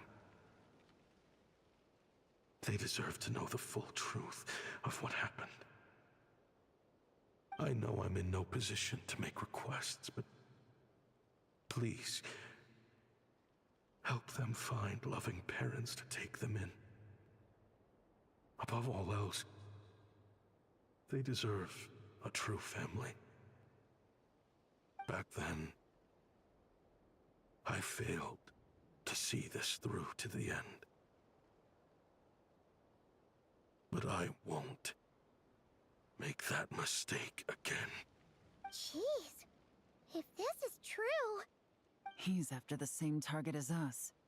And he's out for revenge. He even lured us to Nod-Krai to help him get it. I think I know what he's planning to do with those ballistas now. If I'm right, this doesn't bode well. Then we need to find him ASAP! It sounds like he's about to do something super dangerous. But we promised the kids we'd bring him back safe. I can't just let him get rid of our target either. This crime ring runs deep. There are still many other conspirators we need to track down.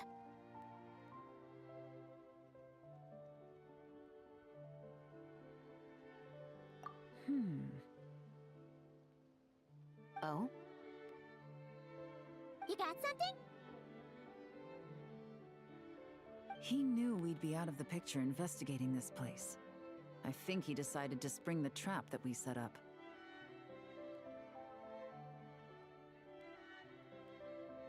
Oh, snap.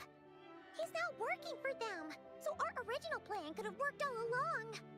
The meeting will be happening any time now. Quick, we need to head to the rendezvous point.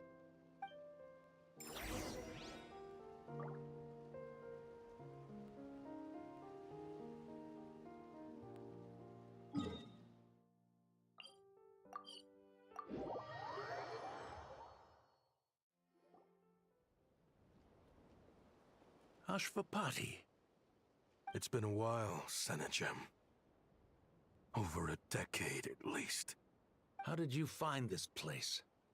All these years. And the signal you use for the meetup point still hasn't changed.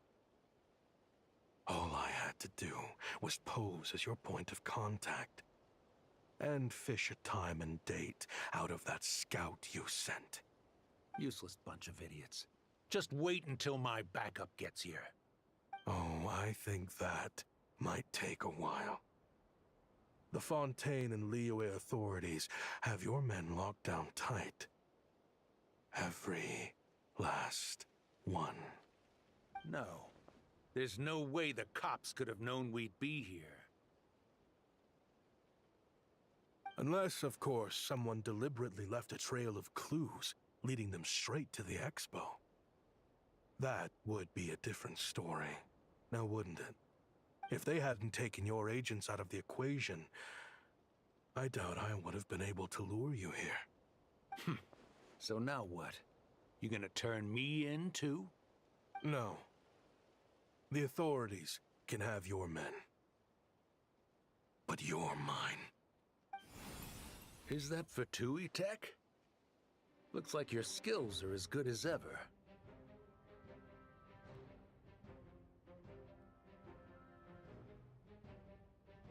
Listen, I know you're mad that I've been racking up Mora without you all these years, but it looks like you still got it. If you want back in, we can work something out. After everything that happened, what makes you think I would want back in? Because what's the alternative? You're not here for revenge, are you? After Kayemwazet took you in, you really convinced yourself you were one of them, huh?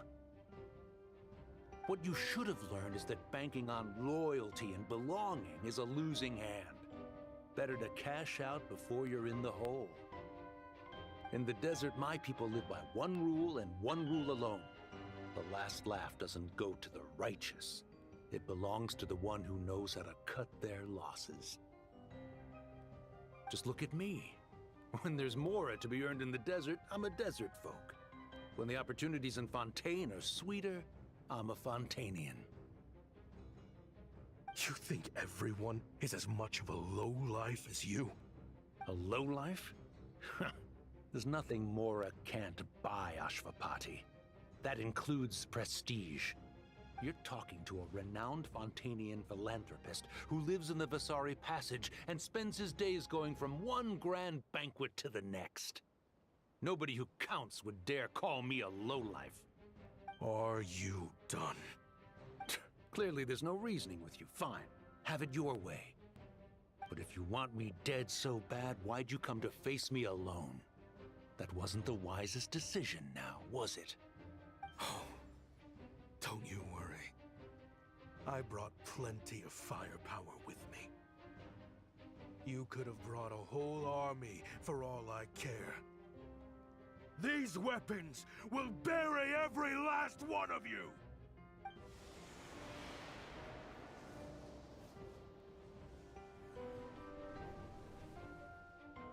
What the? Are you crazy? If that thing fires, you're not getting out of here alive either. Yes, that's the plan.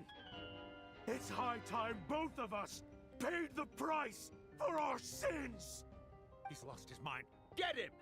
Start breaking his bones until he removes this barrier. Hold it right there, all of you! Otherwise, I've got enough firepower to go around, too. The Maison Gardiennage! You got here sooner than I expected. Hey! What's that in the sky? Looks like bad news! Ashvapati, you have my word that these people will face the judgment of the Fontaine courts. Remove the barrier and come with us at once. Fontanian justice is too merciful for them. You should leave us. Stubborn fool.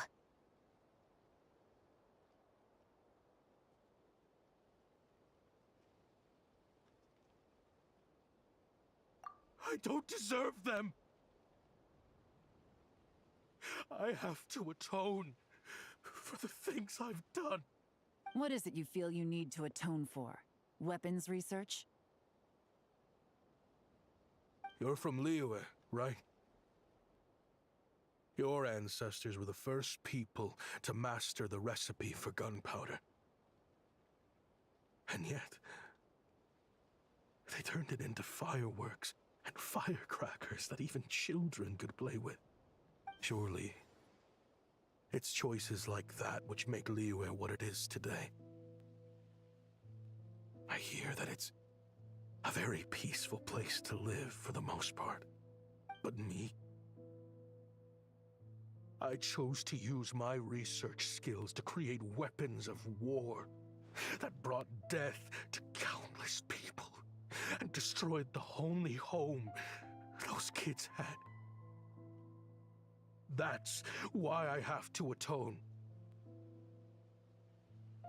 Because I have blood on my hands. Sounds like you don't know as much as you think about fireworks. They might be harmless fun in this day and age, but they started out as weapons too, you know. What? That's right. Fireworks and firecrackers were originally developed for use as weapons. They needed something a little more powerful than usual for purging evil forces and scaring off wild beasts. Over time, evil spirits learned to fear the sight of flames, and the beasts retreated into the mountains. That's when people started repurposing fireworks for entertainment purposes. The peace we enjoy today isn't because we chose to make toys instead of weapons. The weapons are what secured us the peace in the first place.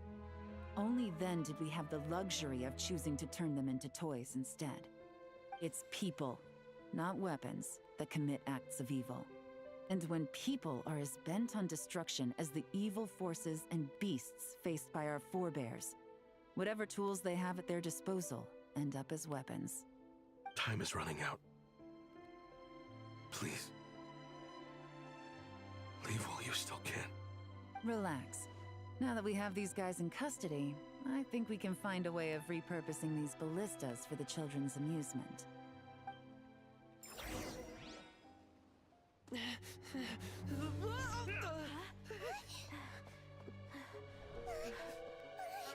I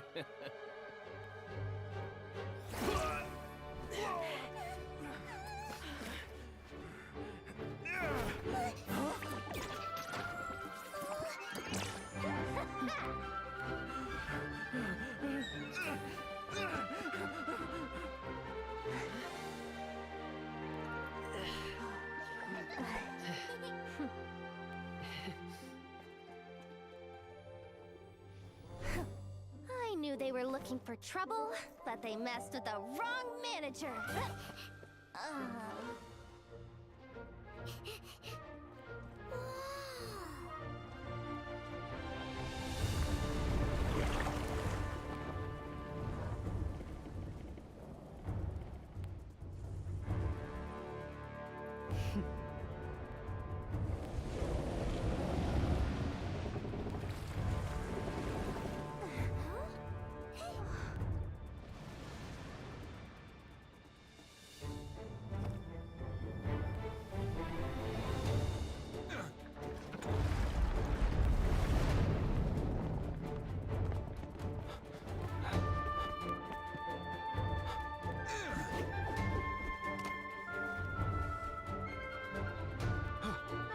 Captain, we're in position!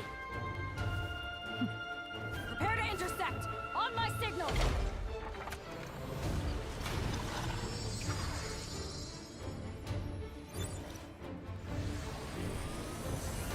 Fire!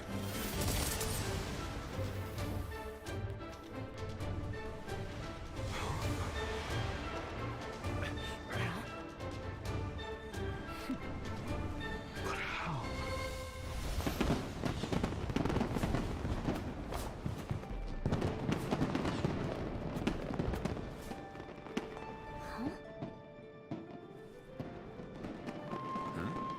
A fireworks show? Oh.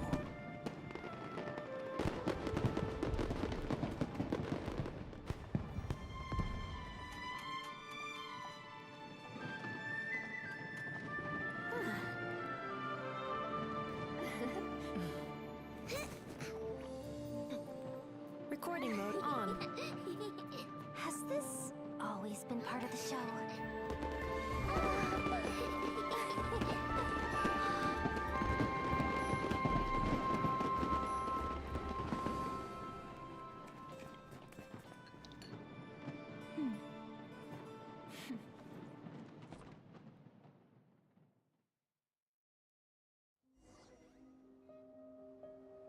No funny business! I never imagined the Guizhong Ballista could be used for something so beautiful.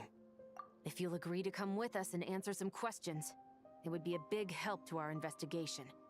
Of course. You'll have my full cooperation.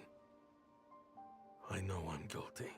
Just not sure of the precise crime at this point. Honestly, me neither. I'm sure a case like yours would have Fontaine's top legal experts scratching their heads. As for these arms dealers, though, I can confidently say that none of them will be getting away with this. So at least you can take some solace in that. I know. There's no sentence the court can give them that will satisfy you. But at least the trial will be a public declaration of their crimes and the punishment they will receive. The victims deserve that much. Considering the alternative was them dying in obscurity to a revenge killing with no one left behind to tell the story. This looks more like real justice to me. I guess you're right.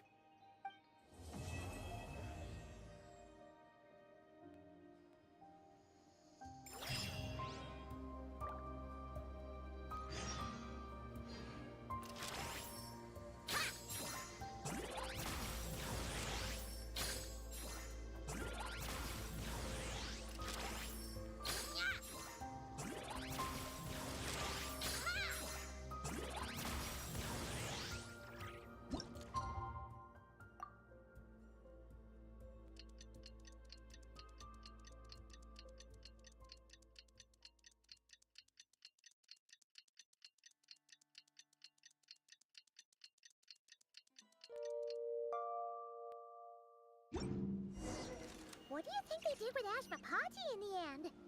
Let's go ask them for an update.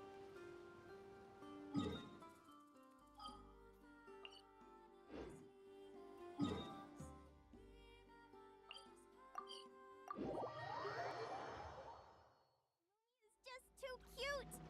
But she does have a bad habit of swallowing any shiny thing she lays her eyes on. So keep your valuables well away, or you might never see them again.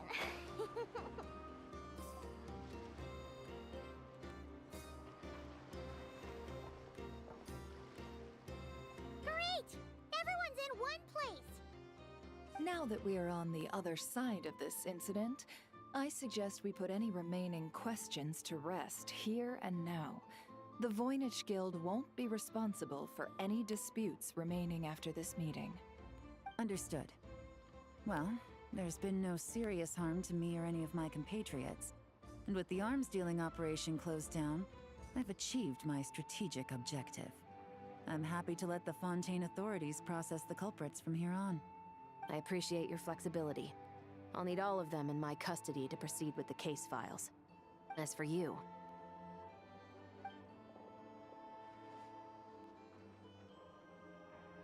Given your association with the Voynich Guild, I suspect the boss of the Curatorium might raise some objections if I insisted on bringing you into custody as well.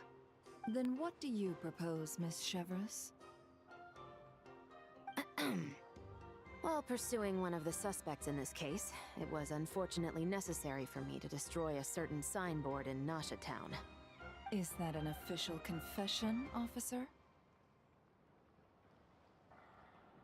What I'm suggesting is that I don't file charges against Ashvapati, he stays here, and in return, you don't seek damages for the signboard.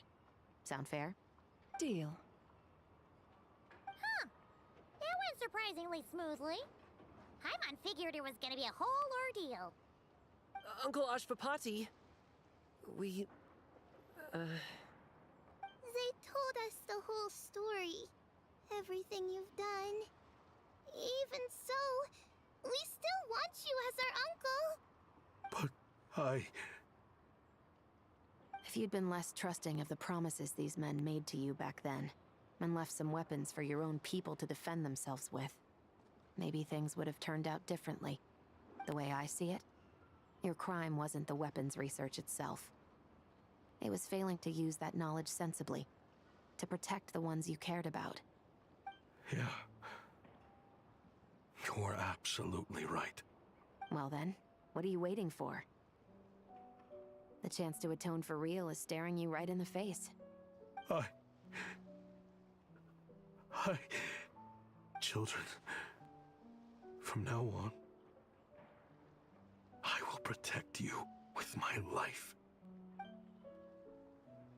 Traveler, Yelan, on behalf of the Fontaine authorities, it has been a pleasure working with you both. I wish you all the best. I have plenty of other business to attend to, so it's probably about time I got going as well. See ya. Looks like you're a free man. I guess, but even if they won't arrest me, I still have a lot to answer for. I joined the Voynich Guild with my own agenda and nearly ruined their reputation. Are you really gonna let me get away with that? After you joined us, it didn't take me long to find out that you'd lied about nearly everything. Everything except your desert origins. That turned out to be true. I actually consider the desert my home too, so I was interested to learn who the real Ashvapati was. Thanks to the Traveler, I now know the full story. And my, what a story it is. Granted, the final chapter caused us a fair amount of trouble. But hey, sometimes that's the price you pay for a good ending. Are you serious? I mean, obviously I can't let you stay in the guild. Not after all the rules you broke. I completely understand. I'd recommend that you take these kids back to the desert. Why? The desert has been plagued by seemingly endless conflict since as far back as I can remember. But your story offers a glimpse of a different way of life. Maybe there really is hope for peace in the desert. The Sumeru of today is a different world than what it once was. With Lesser Lord Kusanali at the helm, who knows where the possibilities end? Maybe you could rebuild the home these kids once knew. I'm flattered, really. But that was a lifetime ago. I'm sure the sandstorms will have buried any last trace of that oasis by now. Sure, we could put up a few tents and call it a settlement. But what then? It would be a brutally harsh existence. There's no way around it. Where there's Mora, there's always a way. Hello, my dear customer. Why don't you discuss your needs with me? If you can dream it, you can buy it. So Mora is the answer, huh? All right. Say I wanted to buy a hometown for these children. You telling me I can buy that from you? Don't take her so literally. She's just doing her sales pitch. Sure can. Huh? Ta-da! I present to you one magical gemstone created by none other than the renowned mage Alice herself. Simply plant it in the ground and a spring will instantly start growing. Before long, you'll have yourself a fully fledged oasis. And the best part is, it's designed to work flawlessly, even in the most arid and sandiest of deserts. What the? Huh. Looks genuine to me. Goodness. They always say you can find everything at the Nod-Krai Expo. Turns out it's more than just marketing hyperbole. Still, surely a treasure like this must cost the world. As much as I'd love to buy it, I don't think I'm the kind of clientele you're looking for. Actually, this could be your lucky day. The mage who tasked me with selling this insisted on setting the price herself, and she priced it as whatever keeps the kids happy. Needless to say, I could have found far more lucrative options. But alas, none of them would be worth breaking a promise to a mage over. Whatever keeps the kids happy? So what is that in Mora? Good question. I got it! How about I charge you whatever you three kids earned at the expo? Then you can say you bought back your hometown through nothing but your own hard work. I think that would keep the kids very happy indeed. Wouldn't you agree? Deal! Hooray! Well, this was a strange turn of events. I think it's safe to say that this was one of the more memorable trade expos.